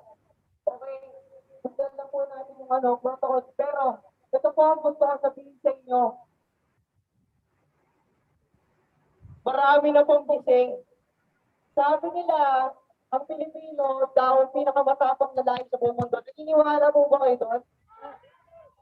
Pero sabi nila, kulang na tayo sa pagkakaisa. Papayag pa tayo doon? So sa lahat ng nandito, nagkakain na ba tayo? Bakit tawagan mo na? Para sa mga buhay ng mga anak natin? Para sa ating mga mahal na buhay, ito po rin natin paglalaban po natin to. I dare you to get organized in your area. I dare you to save the lives of your neighbors. Paano? Meron na tayong authority. Hanapin nila lang sa yung mga namatay ng naturo, yung mga napipilitan ng naturo, yung mga nag-advert. Kakasuhan natin lahat ng mga nanggago sa kanila. Okay? May attorney na tayo. Mayroon po kayo sa hindi kayo lumaban. Lahat po, narinig ko na, lahat ng korte na bulong po, Pilipinas, lalabanan natin. Legally. And then, ito po, hindi po mensahe. Nagkaroon na po ng people power ng 1980. People power 2. Kay Gloria, sino po ng people power 1? Sorry. Diba? People power 2. DMA. Pero this time, naniniwala po ako. Sa susunod, the people power ay para na sa tunay na kalayaan ng Pilipinas at ang pabawat tao. Bakit? Matagal na bang kurakot ang mga sistema ng gobyerno? Matagal na bang pinagkakitaan tayo ng Big Pharma? Matagal na sinungaling ang mainstream media? Ngayon, halatang-halata na. At lahat yun, nakakot.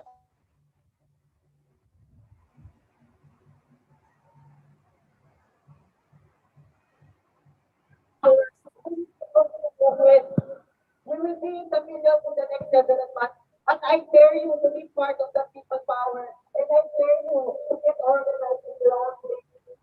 Kung naniniwala po kayo na kapangyarihan ay nasa tao, kung naniniwala po kayo na matapang ang mga Pilipino, kung naniniwala po kayo na ito kayo kasi bonero, panintigan nyo na po.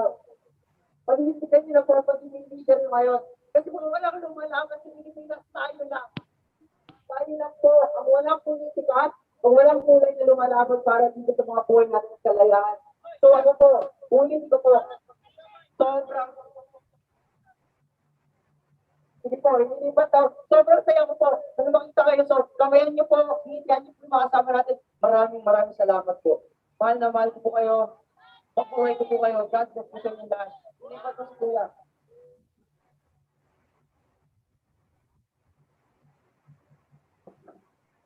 Sino to? Kay Kato. Si Sir, sino ba ang leader dito?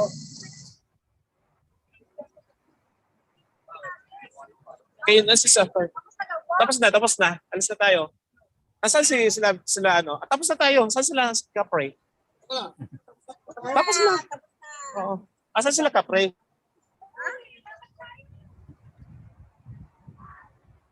Sinita sila ng pulis.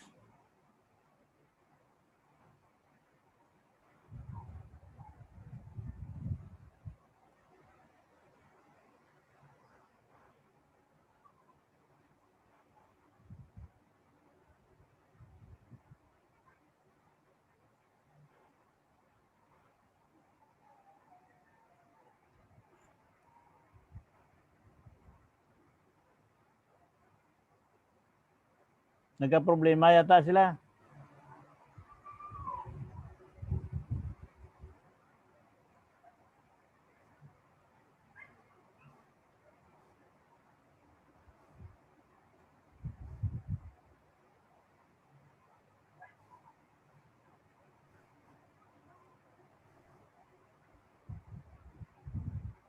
Mel, malamang makarating sila sa UP mamaya alas 3 na. Nasa nasa panahon ng tawag nito, consultation. May mga pumasok ng mga militar, police, negotiate yung sila CAP, sila yan sa ating mga militar. Anyway, pinasocial distancing na hinihingi na silang permit dito sa local, parang local permit yung hinihingi nila. Okay, kasalukuyan pang nasa negosasyon with Al Santillan mga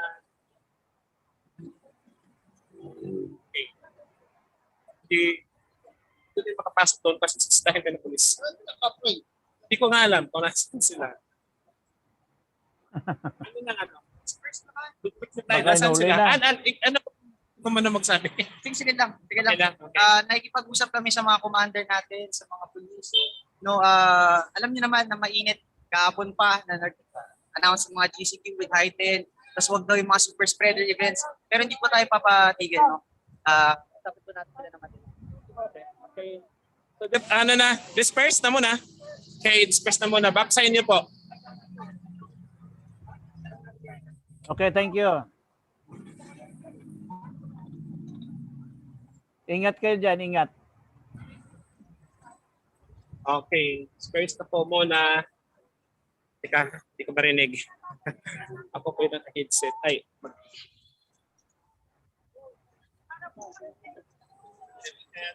Okay, so naka-disperse na po kami. Kailangan na disperse habang kausapin or kinausap pa nila ngayon. Kasalukuyan, yung mga police, yung mga militar po dito sa Pasay. Okay.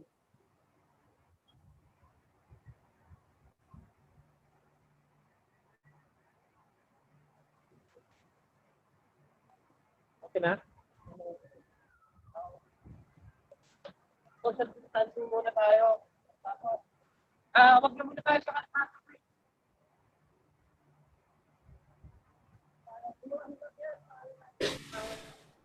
Pinapakalat ko na muna.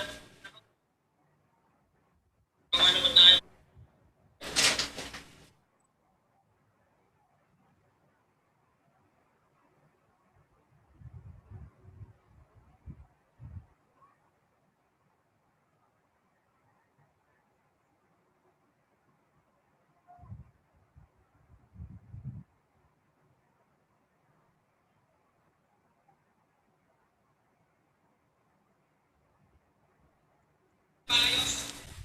Okay, sir.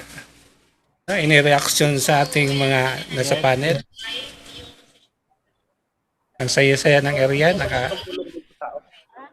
nag-iinit sila doon kahit basang-basa sa ulan. Kahit maulan, droga. Apuyan. Oo.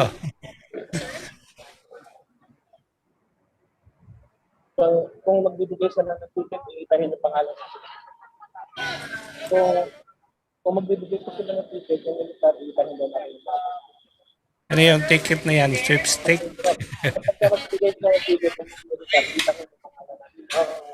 Baka tinikitan sila doon sa social distancing. Baka pagkakahin tayo ng mga laki ng pangalan.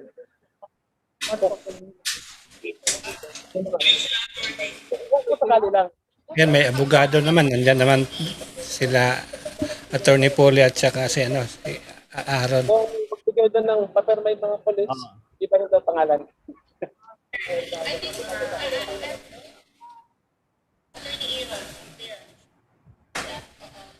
Okay, so ay meron na tayong 3 hours and 20 minutes. So, kung papunta ka ng UP, Mel? Hindi na sila abot ng UP, sir. Mag-disperse na yan after under Baclaran. Malamang. Kung habol tayo, Baka maghiwalay-hiwalay na yan mamaya. Oo. Ikaw, kung habol ka, kung may sabay ako sa iyo para makasakay.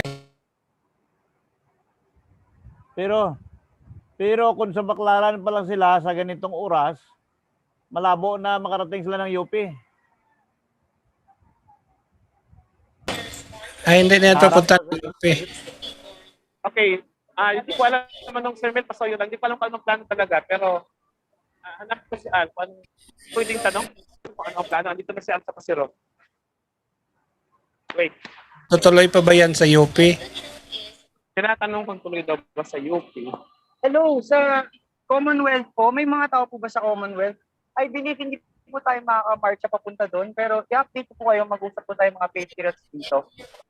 Right now, what's happening is there's a form going around, and the new form is for the people fighting sa natin, sa legal fight, and then sa vaccine exemption right card. So yun po yung na-achieve po natin ngayon, and then we will talk with the patriots kung anong next plan. No, ginawa po natin ngayon is nakapagpahayag naman yung mga kailangan magpahayag. No, pero medyo aggressive lang yung mga pulis dito. Pero we are coordinating with them. So stand by. No, sa mga patriots, lang tayo, no, dasal as well, and continue to fight. Sa mga gusto po magpahayag, tuloy po tayo magpahayag. Maraming salamat po. Pero di na yan matutuloy sa UP, Sir Nol.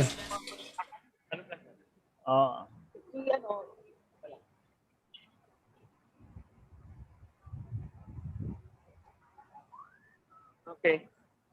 Back sa inyo, Sir Mel. First na kayo dyan, natuloy pa sa UP. Naghihintay pa eh. Di pa makapag-decide. Balik ulit. Parang wala pang Kasi paano kami ni Sir Ben na pupunta kung ng UP kung after dito. So hanggang 12 lang yung session dito eh. Okay. Sandali ha. Sana ba ulit? Tanong ko lang ulit. Sa ngayon kasi para naghiwa-hiwalay mo na yung mga tao. Social distancing. Kasi tinatanong, kasi pupunta ko sila sa UP. Sige po, kasi I will update you within 2 minutes kung anong plano, kasi the patriots here, we are not sure na everyone is capable of going there. Okay, if we can accommodate the carpool. Pero andito po, kompleto pa po tayo. So we will update you as of now. Upload lang ako. Okay, ito lang survey. Balik sa inyo. Sige. So ano yung plano natin, Sir Ben? So kung ganyan ang sistema, ano na lang natin, ipakinggan na lang natin muna sila. Kasi tingin ko may problema doon. Pero we have to wait 2 minutes lang daw. Tingnan natin kung ano ang balita sa 2 minutes after. Okay, stand by. Okay.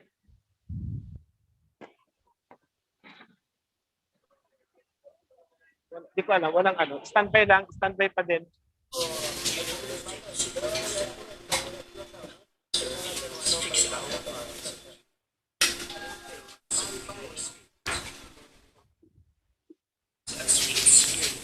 So yun po yung sa mga bagong viewers natin, napapanood nyo ngayon yung ongoing Walk for Freedom rally na nasa Baclaran ngayon. At sila ngayon ay pinapadisperse ng mga ating mga police dyan dahil sa social distancing and of course sa protocol na pinapalakad. Okay? So hopefully na kung ano yung plano, ma-update din tayo para tayo ay makasama sa kanila after this our plenary session kung makakahabol pa tayo. So kung hindi, maybe next time naman. At least we help na iparating natin yung mga nangyayari dyan sa area na hindi rin nakikita doon sa live ngayon sa Kising Maharlika. So iba yung ating nabubyos through Sir Noli na nagbibigay sa ating ng NIPED. Okay, so in a reaction sa ating mga area dyan, sa ating mga nasa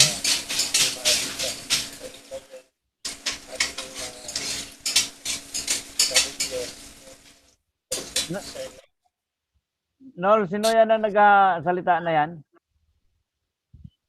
Nol? Okay, Marinig mo kami. ano pa lang Sino sir, yung parang nagsalita? sa ngayon kasi parang nagkumplitohan pa lang tayo sila ng perma. Kasi Okay. yun yata yung bibigyan ni attorney ng yung doon sa parang yung ID, mas sabi kanina. Okay, pero ngayon ongoing pa rin kung ano talagang pwedeng gawin pa. So standby pa rin po.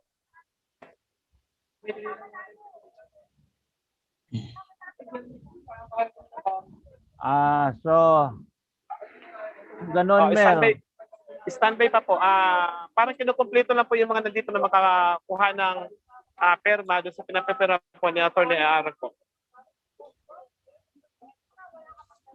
Ang sa email na lang natin padala natin, Mel. Yeah, yun na lang po. Yung mga hindi pa nakaperma, din ipapadala doon sa email. Okay. Oo. So yun na lang yung kinukumpleto dito sa ngayon. Then I think picture taking siguro then is parang dispersed na. Parang dispersed na yung parang sinasabi. Although nag-uusap pa sila, malayo pa sila at saka sila Kapre. Ganun pa rin. Nasa yan, tuturo ko sa yung Dubranda, nandun pa rin mga militar, tabang pa din. Nol, pakipost nga na. Dito pa rin sir, hindi pa rin umalis, no? Ano lang, kanya-kanyang... Nol, marinig mo kami? Nol.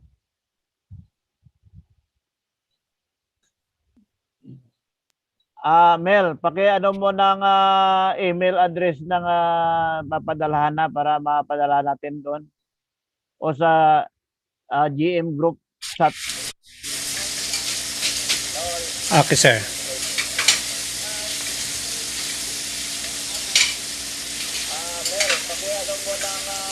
Sir Bots?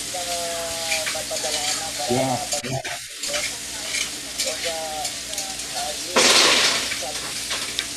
So gusto ko lang sabihin, Okay, go ahead. Gabot.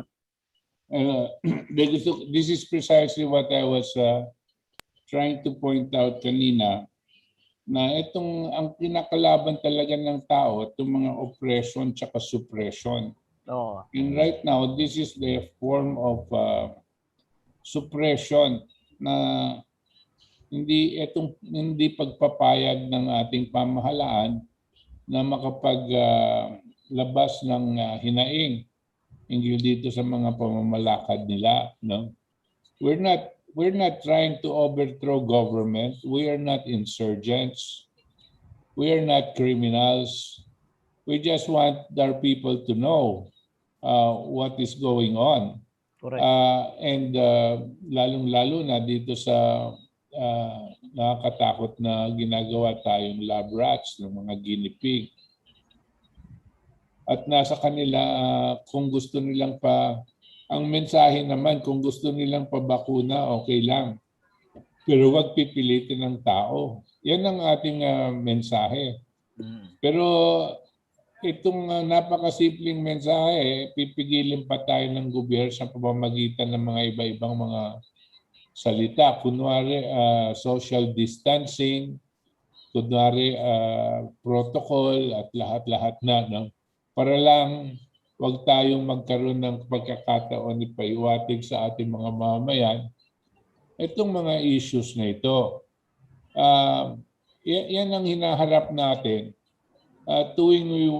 Every time we think about teaching the people, getting them to understand what's going on, teaching them about 1899 Constitution, we will not be able to do that. No? Teaching the massa what is important and so on. We will not be able to do that under the present circumstances, present situation. No? We have a government right now that is committed to suppress any kind of opposition to the dubious disease pandemic that is going on, and more so they don't want any kind of rejection to come out of these vaccines, no? Despite the fact that it is known that these vaccines are only experimental stage, no? So dito tayo nagkakaroon ng problema, no? That's why kung dito na lang pipigilin pa, tapos ginugutom ang tao, walang makain, walang trabaho, no? Tapos pagpapabakuna ka pa, kailangan magsasign ka pa ng waiver na wala silang responsibilidad kung anong mangyari sa iyo. All of these things are signs of tyranny and despotism ang tawag diyan. Hindi lang martial law, hindi lang ano to, fascism, tyranny and despotism. No? And we are against this. We are not ideological. We are not communists. We reject communism as a matter of fact, no? But meron such a thing as talagang paninindigan para sa ating pagkatao, no? And if they want to treat us like cattle, kaya nilang itulak-tulak papunta sa slaughterhouse, no? We have to stand up, no? At this is an example what's going on right now in Baclara, when the police is told that to disperse that little group that is just trying to understand the issue, no? Why is it that mandatory vaccination is not good for the people, and that the people's freedom to get vaccinated or not should be given to their choice? Yan lang naman ang pinag-uusapan doon no? Tapos itong mga nasa pamahalaan na kung mag-react sila, pati yon pipigilin nila. Hindi naman tayo nagpapabagsak ng gobyerno. Wala naman tayong minumurang tao, no? Bakit ganyan? This is the sad part about this present situation. That's why they are pushing the people, continuously pushing the people to a revolutionary situation, no? Namamatay na nga sa gutom no? Gaganyanan mo pa, hindi na sila makapagsalita, no? Ay sila mismo ang tumutulak sa tao na magkaroon ng himagsikan. Yan lang gusto ko idagdag ngayon, Ben. At ang pinagtataka ko, yung mga kongresista natin at mga senador, bakit naging pipi? Ganun itong mga kabinete natin. So, ano ba? Hindi ba nila naramdaman yan na ang naramdaman ng taong bayan? Kung minsan, nakapag-isip ka na ano ba ito? Talagang conspiracy ba talaga ang nangyari o salita lang na conspiracy ang napakinggan natin? Ay dapat marinig din natin ang boses nila, dapat. Hindi, kasi nga yung sinasabi ko kanina, lahat ng mga senador, o halos lahat ng mga kongresista, wala na, hindi naman representante ng taong bayan yan Representante lang sila ng kanilang sarili. Ng smartmatic. Na smartmatic lang naman yung mga yan They're not the real representatives no? And ang oligarko nag-uutos sa kanila kung kailan sila titindig at sila uupo. No? Ganyan yan no? That's why we cannot expect anything from this leadership. Look, if you cannot expect anything from the president right now, who is supposed to be unquestionably elected by the people, no? If you cannot expect anything from them, lalo nang you cannot expect anything from these senators and congressmen, who in all probability just cheated their way into office.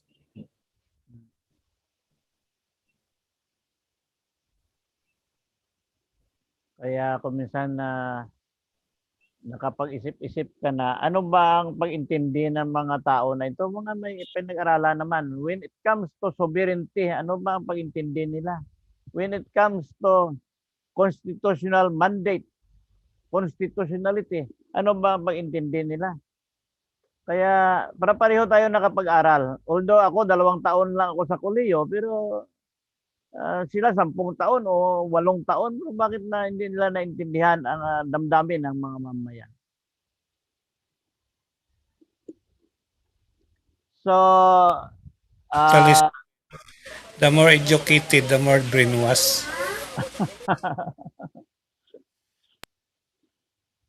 Sino pa ang may gusto ipahiwatig ang kanyang damdamin? Kasi may 20 minutes pa tayo natira.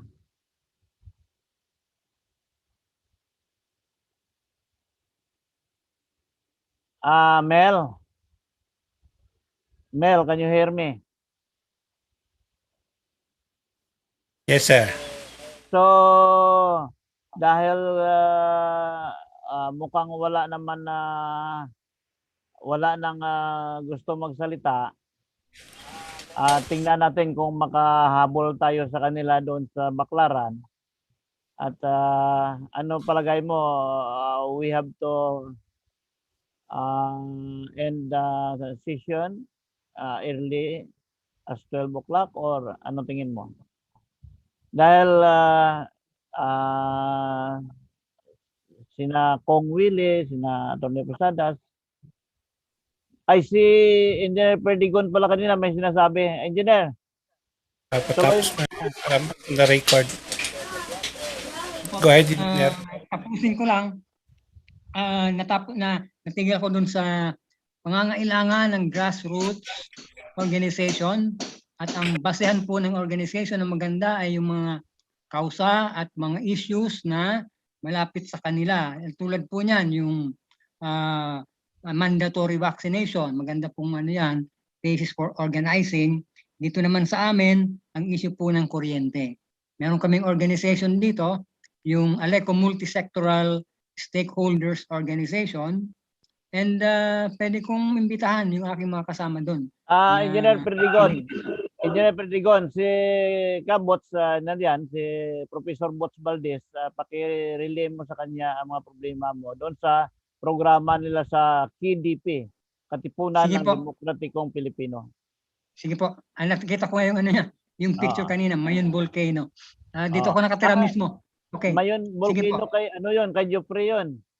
Okay, opo, sige. Si Professor Bots dito ngayon, Bots Valdez. Okay, sige, sorry. Sige po. So yun lang naman. And dagdag ko lang, siguro may pagkakataon. May pagkakataon na may present ko din dito yung aking panukala na ang disenyo po ng gobyerno ay nakabatay sa pangangailangan ng basic needs ng mga tao, hindi po yung mga indirect measures, kundi yung food, clothing, shelter, etc. Doon dapat i-disenyo ang struktura ng gobyerno. I will present a paper on that in future meetings kung pwedeng bigyan ako ng pagkakataon. Yun lang po. Noted in that. Okay, sir. Every Sabado naman to ng ang plenary. So, kung may time kayo can attend the plenary every Saturday morning hanggang 12. We can you can present your concern and of course yung mga i-share naman ng ating mga shadow representative as na mai-support sa inyong problema dito sa ating kapaligiran. Okay. Si Domingo Solyuso, Jane at Babe Abanto, kung mayroon pa kayong ipahiwatig, now the floor is yours.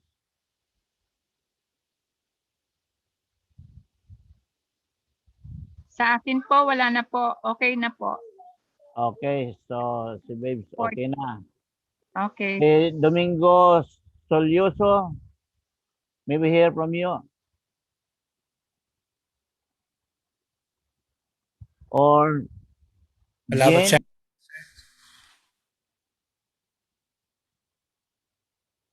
Kong Villarama, any parting words?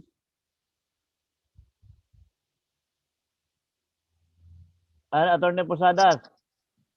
Binabati ko po itong ating virtual congress at marami din akong nakakuhang mga bagong mga bagay-bagay na kailangan pag-isipan.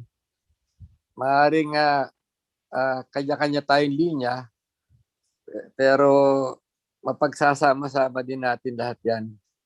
Sa tulong ng ating Panginoon, talagang ganyan, may kanya-kanya tayong mga mga hilig, no? Kamukha ako, ang aking talagang passion yung how to educate our voters, no? How to educate our voters dahil alam nyo, ang botante natin 60 million, ang total na mga kandidatong nasyonal 70. Pero pag sinama mo yung lahat ng kandidato hanggang konsehal sa buong Pilipinas, 45,000. So paano tuturuan yung 60 million na botante sa buong Pilipinas kung paano boboto yung 45,000 na kandidato? Siyempre, ihahati mo yan according to district, di ba? Kasi sa mga lokal, ang importante doon yung bakbakan sa mayor, konsehal, no? Congressman. Yung national, medyo kurso-kursunado na lang yung mga kandidatong national, yun ang mahalaga. Yan ang gumagawa ng batas sa Senado. Yan mga leader, no? So, it's a big challenge talaga. Pag kinuha nyo yung totality ng kandidato, 45,000 hanggang konsehal, buong Pilipinas, at saka 60 million voters. Kaya yun ang nakakasakit ng ulo. Although, kumuha na ako ng computation sa bawat distrito, kasi by district naman ang eleksyon, di ba? Kahit na governor, mga board member, congressman, panay district base yan eh. Pag kinumpute mo sa district base, hindi masyado ang kandidato. Hindi ganun karami ang kandidato sa bawat distrito. Bawat distrito siguro, kinumpute ko na hanapin ko lang yung computation ko. Mga 40 lang ang kandidato per district. So 40 lamang ang pag-aaralan ng mga botante. Well, at saka yung 70 national candidates, no. So, yun lang po ang aking passion talaga dahil kanya-kanya tayo. Kung hindi natin mapapakita sa mga botante yung mahuhubaran natin yung mga kandidato, paano nila malalaman kung sino magaling, di ba? Dapat makita nila pati mga peklat, tigyawat ng lahat ng kandidato para ma-appreciate nila kung sino karapat dapat. Ayun lang po. Salamat po marami. Okay, salamat. Kaya hindi ako politiko, hindi rin ako abogado. Chief Marine Engineer ako ng barko. Pero nakapag-post ako sa Facebook na dapat ang national doon lang mag-eleksyon. Yung presidente lang at saka vice president. Then ang iba, lahat na yan ng mga local official at saka ibang national leaders, appointment na lang. I-appoint na lang sila ng presidente. Then, kung magkamali man, automatic pwede mo tanggalin. Unlike ng elected, 10 taon lang, hindi mo pa matigil-tigil, hindi mo mapaalis. Alam mo kung bakit? Elected daw siya ng taong bayan. Dynasty. Tama kayo. Pero kung appointed siya, pag nagkamali ngayong araw, bukas pwede mo tanggalin. Hindi siya makareklamo. Tama. Kaya lang, ang dami nating batas civil service law, ang daming mga... Yan nga problema. Yan nga problema. Ngayon, inaplano pa nila na bago ka magkandidato, kailangan na college graduate ka. Nung araw, nung mga ninuno natin, back to 1899 Constitution, hindi man nakatapak ng kolehiyo ang mga leaders natin, like Andres Bonifacio. Pero maganda ang pamalakad nila na unite nila ang mamamayan sa buong bansa. Ngayon, ni Mayor nga, hirap na nga mag-unite kung isa na nga mga constituent niya sa bayan niya. Kaya malaki problema. Mga maka-Pilipino talaga yung mga mga ating bayani Kaya kailangan buhayin natin ang pag-aaral sa mga buhay ng mga bayani dahil hindi nakilala ng mga bata So si Rizal, alam lang nila yung may mamang nakatayo sa luneta. Hindi nila alam kung ano kabayanihan Jose Rizal. Ganun din sa mga ibang matatapang natin mga leader. Nakakalungkot po talaga kaya talagang kailangan buhayin natin yung nakaraan. Okay, good. So, Mr. Okay. Speaker, I'd like to be recognized. Yes, you are recognized, Attorney Posadas. Okay, as a kind of a summary from Governor Villarama and Butch Valdez and Senator Lina, former Senator Lina. Now, let's put it in an analogy. So what we are all discussing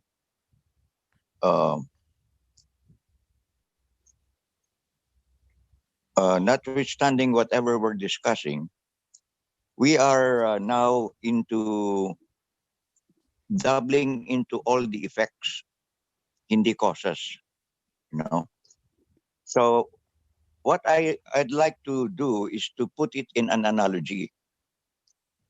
Everything that Governor Villarama and Butch Valdez and ex-Senator Lina are saying are all on the level of effects. So how do we get out of the effects or out of the box of? We're like in a box, doubling and swimming in getting confused in all the effects. What we need to do is to get out of the box and agree on solidifying on a cart, yung isang box na maitutulak natin. So what we're doing also in effect right now, we are trying to organize the horses. We're trying to organize the horses, hoping that the horses, even disorganized, will push the cart. But we don't have a cart yet. We don't have a solid form of a cart yet, and we don't even have an identity of what the cart is all about. And the cart must be structured, ready, and running, orderly and peaceful, that can be pushed. So even if we organize all the horses now, so to speak, or the people, or the grassroots level, by educating and so forth and so on, we're still getting the horses ahead of the cart. Okay, even if we organize the cart and the horses are ready to pull the cart, there's nothing solid that it can Can be easily pulled. Yeah, can be pulled. Yes, correct. And even if we want it to be pushed in a revolutionary government, there's really nothing to push. There's nothing solid. There's nothing identifiable. Now, the reason why I'm trying to do this is if we start with anything at all other than a peaceful and orderly way, invoking the oath of office of the president, we can be mistaken for insurgents. Correct. Because what we're trying to do is to incite people to what? To rebel. With no cause, with no legal cause. They Because misinterpret any cause that will try to change the regime or the present president will be considered at the very least an inciting to sedition. Kasi you're trying to change the regime or the government without a cause. Now what we need is a cart, the cause that is solid and ready and solidified. And even if we turn to the past, so be it. That is the one that is already ready and ready to be pushed and to be pulled. Now, once we agree on the cart and solidify it into a really something solid, it's a ramming point that will create a traction that is legal and constitutional. And nobody, not even international intervention, can fault us for trying everything under the sun, legal and constitutional and people's will and so forth and so on, in an orderly and peaceful way. Okay? Once we push it to that point, and still the president does not order any referendum or plebiscite, then so be it. We tried everything. We have exhausted all the legal and constitutional peaceful means to be recognized, at least for an orderly shifting into a parliamentary federal form of government, which is a complete change from the 1987 constitution. Because if you're going to change into another constitution, it's in the same form, nothing will be changed, because the entrenched corruption lies within the system. If you don't change the system, contamination remains, especially habitually and culturally. It's become a habit among the people. That's what creates all this oligarchy, monopoly, and everything else. That's various subtle shapes and forms of oppression and suppression, including one example is what's happening in the so-called pandemic now. We don't have a solid box or a solid cart to push or to be pulled. We've been talking like horses and chicken. We're all like chicken, just going around in circles. But we have to agree on a cart that is ready, solid, constitutional, and legal. And nobody can fault us, even uh, even uh, the, even any dictatorial government form of in the world cannot fault us for trying everything we can under our system to change the government. No, not change the government, but to change the form of government. Can you see it? Because if we start, other than trying to push the cart or the legal and constitutional cause of the 1899 Constitution, we can be accused of treason and inciting to sedition. Attorney. And we will be stopped right away. Attorney, I Yes. have important question. Like for example, pushing the 1899 Constitution, because that is also the Constitution of the Republic of the Philippines. Can it be considered subversion? No, it's not. It's not a subversion, because you're invoking the 1987 Constitution presidential oath of office to redress people's grievances. Oh, we're not trying to change the regime. We're trying to change the form of government. We're not trying to change the president into another president. We're not trying to change the governance into a military rule. Other than that, can it be considered unconstitutional, because that is the mother constitution we had in the Republic of the Philippines? No. No, we're invoking the 1987 Constitution. In the 1987 Constitution, President Duterte swears under his oath of office to redress people's grievances. And the people's grievances in a form that is constitutional and legal through a plebiscite petition. Oh. No, what I mean is, kagaya nito, ginapilit natin na i-adapt natin ang 1899 Constitution. Ngayon, pag ipon-ipon tayo, bawal. So, can that be defined as unconstitutional dahil ang ginabasihan natin ay 1899 Constitution? Kung sabihin nila na unconstitutional, tama ba sila o mali? Well, under their perception that anything that's going to form a rally or to incite whatever needs to be changed can be under local or police rules to once you get organized, it without a permit may be considered illegal. So that's what they're banking on. But it's a different story. Ours is not inciting to sedition. What we want to do is for President Duterte to follow his oath of office.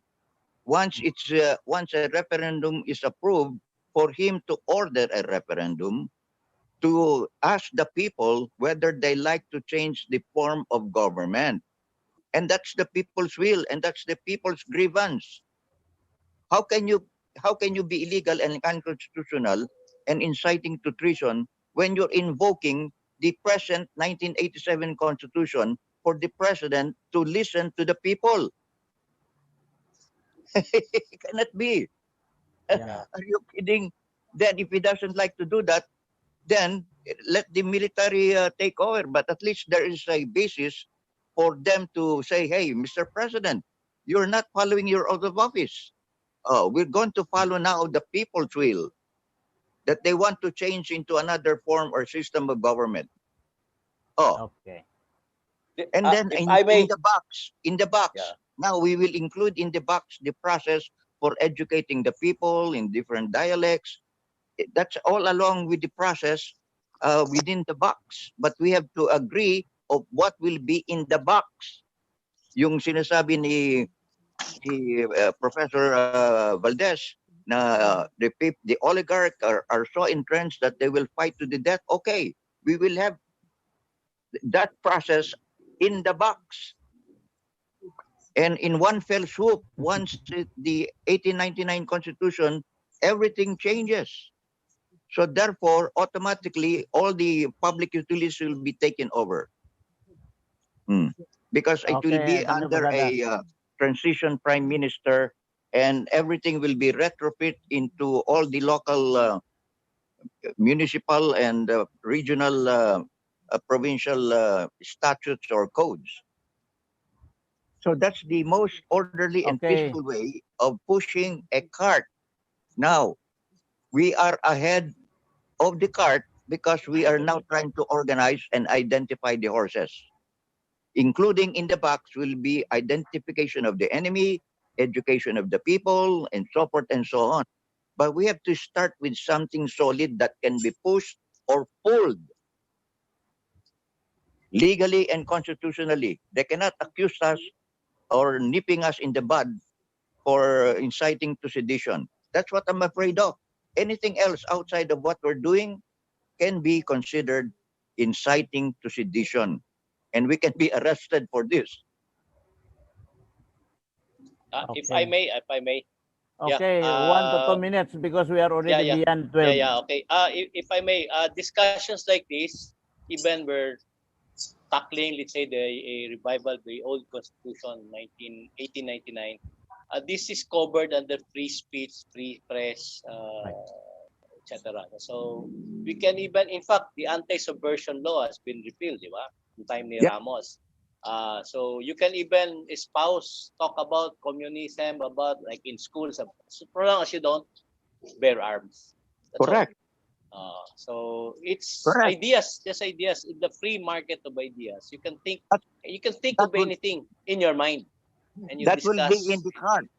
That will be in the cart or the box that we're trying to solidify. So it makes horse sense whether you're ahead of the cart or behind the cart, whether you pull or I'm just playing with the horse sense. Pull. But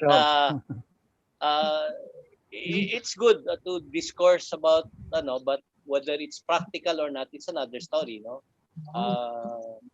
And there's no perfect condition or situation in order to push the cart. Yeah. Can start any time, but it must have a solid. And maybe, if I may add, while it is that idea to bring back that thing, that old 1899 Constitution, but you need something that is as probably a middle or entry point issue. I don't know, whatever it is, because people would, and legalists and would raise the issue, would that 1899 have been would suffer from lapsability. Once, even if it's not explicitly repealed, normally there is a provision in jurisprudence. If it's not repealed, explicitly repealed, any succeeding law presumes it is redeemed, something like that. Even a Republic Act not signed by the President under our constitutional constitution, within 30 days, it's not signed by the President, it's automatically deemed approved. Does this apply to the 1899? The lapsability, deemed approved, and etc. No? So that things like that. So, but it's a good topic for discourse to get rouse up people. No, I mean, just to kasi we need to elevate the people to a higher and yet deeper level of discussion. So for them to appreciate the dynamics, the dialectics, the pros and cons of issues, because our people for many decades have been dumbed down into watching Vice Ganda TV shows and yung mga etc. na nagiging and social media na to a point na they've lost the capacity to think beyond themselves. And yung vanity, selfie, likes, etc. But nawala na yung thinking for the common good, for the general welfare, for the national, Okay, correct. Global, something like that. So, okay, now, as a summary, Mr. Speaker. Yeah, thank you. Okay, Mr. Speaker, yeah, that's a good, those are good, very, very good points. But notwithstanding the fact that the, it's not, let's put it this way. The 1899 Constitution is still alive and valid. That can be supported legally and constitutionally. But let's use an analogy. The 1899 Constitution is a creation of the people's will. And it's only the creator that can change its own constitution. And there's never been any manifestation that it's been repealed or abolished or abrogated by the people's will. In all the subsequent constitution that supposedly came from the pure people's will, there's no provision in itself that repealed or abolished the 1899 Constitution. And it can also be likened to a corporation. Once formed, it has an indefinite life and validity, unless the incorporators themselves put a condition for abolishing it or dissolving it. So it continues on. It has an indefinite term as long as it's a manifestation of the pure people's will that lives on, unless it is abolished or abrogated. But notwithstanding that, even if they say, oh, the 1899 Constitution is already dead and we're going to the past, but nevertheless, if it's the people's will now in a referendum to approve that they want to change into the 1899 Constitution, whether it's valid or not, it's the people's will now. And President Duterte has to listen to it once it's been approved. Yeah, I agree. So in the end, it's the people's voice, because there's a people's initiative. So the way there is the people's initiative. But before you get there, let's widen, deepen, and wholesale the discussion, because that way you just trigger their minds first. Because when you discuss actual action agad na ano na yung matao, I mean, bordering on something. I mean, they jump on you know, nauna yung fear, nauna yung are we violating anything or what? Oo, kasama lahat. I agree. Yeah. Kasama lahat yan dun sa cart, sa box. Nandun ang introductory, nandun ang educational introduction, nandun ang papaliwanag. Nandun lahat sa box. Okay, kasama natin sa box, but we should also think out of the box.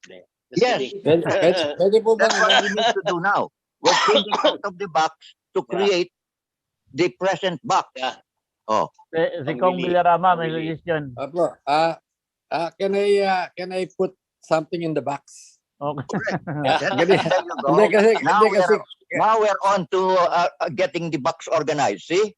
Kasi ganito po yung Cory Constitution po, actually, ang panalo dapat doon ay yung parliamentary form. Bakit ko alam? Kasi si Cablas Opler, siya ang in-appoint ni Tita Cory, kumuha ng 5 opposition. Okay? Ngayon, nung magbobotohan na, yung kanyang best friend si Assemblyman Calderon ng Nueva Vizcaya, sumakit ng tiyan, pumunta sa banyo. Hindi na nakabalik. So natalo lamang ng one vote yung parliamentary. So ang pangarap ko sana, kung makakuha tayo ng kopya nung bill, no, na pinagbobotohan, that would be a very, I would say, parang accurate feeling nung 50 delegado.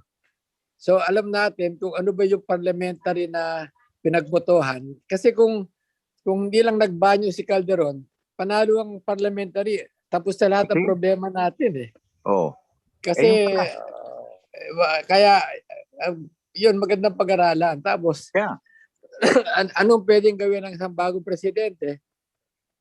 Pwede siyang mag-constitute ng yung Senate at Congress. Pwedeng i-constitute yan into parang I don't know the right term, no? Pero parang constitutional convention to draft to draft a new pero subject siyempre yan sa debate at saka referendum, di ba? Yeah, yun ang mga choices na ilalagay natin sa box. Yan. Kong, may tanong lang ako. Nabanggit mo ba to kay Tots ang tungkol yan sa parliamentary votes na yan sa 5 Hindi, nag-usap na kami. Ang problema, hindi na kasi may kopya si Bots? Hindi nga niya makita kasi nasa bodega na yung kami, may complete set kami. Ang problema nasa bodega. So ang hinahanap ko sana yung mga members ng CONCON like kung kailangan kasi close tayo kung halimbawa si Monsod, no? Baka may kopya siya kasi ano lang naman yun, hindi naman ganun kakapal It's like a constitution pero parliamentary in form. Yun ang maganda sanang pag-aralan kasi kahit itong CONAS na nila Puno, nila Justice Puno, ayaw ko kung if they tried to read that kasi yung kanilang federalism talagang masalimuot Theoretically maganda pero madugo, no? Yeah. Madugo. So ayun ang pwede nating pag-aralan dahil yan naman ma-implement lang natin yan pag tumama sa presidente na talagang tapos may nakahanda na tayong parliamentary parang batas, no? Pwede natin pag-awayan yan ng isang taon bago mo po yung bagong halal na congressman at senador. Kasi yan lang po ang yan lang po panggamot sa mga dynasty. It's not a perfect one, no? Pero magiging party system na. Kaya ang akin suggestion diyan, ang sabi nila tiwali ako, sabi ng RDRJ tiwali ako kasi sabi ko habang nag-uusap si Bishop Nilotayag nagsasalita, pinarinig ko kay Professor Hill para maintindihan niya kasi yan ang napag-usapan namin. So what I mean is first, we have to adopt the 1899 Constitution. So para hindi tayo mawalaan ng Constitution for the time being. At habang ina-adapt natin, kung ano man ang kagustuhan nila, idagdagan na lang natin. At kung ano ayaw nila, mawasan natin. Pero walang constitutional crisis. Pero mahirap unawain ang sinasabi ko daw. Sa next session. Okay, dahil 12:15 let's suspend the session. Last message, Mr. Okay. Speaker. Okay, The next session I will compose a resolution that from there on, everything that we will be discussing will be put in the box. Okay? That will be relevant for the box to be structured so that we can push it or pull it. Okay. Okay? So we're now discussing the cart that we are making before we can get the horses to pull it. Okay. At saka yung resolusyon na napag-usapan natin na yung sa barangay level manggaling, napag-usapan nyo na ito ni Magdamo kasi absent ka nung nakaraan? Yeah, ibig sabihin, nasa resolution lahat. Everything na we will be discussing now, even privileged speeches, will be a suggestion that will go into the box for action. Noted. Siguro, if possible, we can have As a copies practice. of Mel Magdamo's PowerPoint presentation. Yun yung the details. I mean, ako for just appreciation lang for the ideas, the arguments, worth exploring. We will include that in the box. Okay. And then everything will solidify towards the box. Now, everything that we will invite will contribute to the box. So that once it's identified what they want, we'll put in the box. If it's mutually inclusive within our main aim to change the form of government and invoking the constitutional oath of office of the president. Oh, what more can you ask for? Okay, Villarama. Kawili. Hindi, habang pinupuno natin yung kahon, dapat iba sa atin, maghahanap na ng mga kabayo. Yes. Mahihila dyan.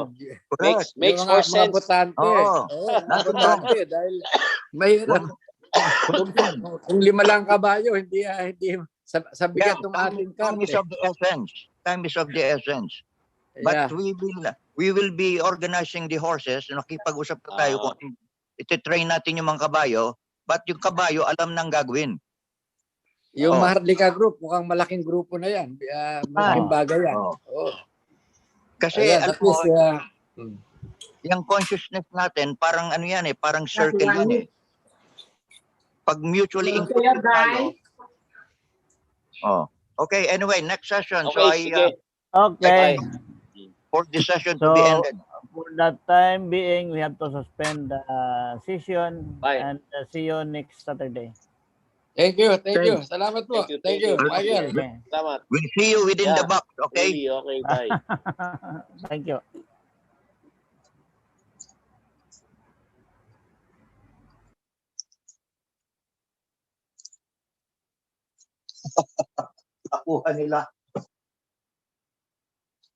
Nakuha nila sa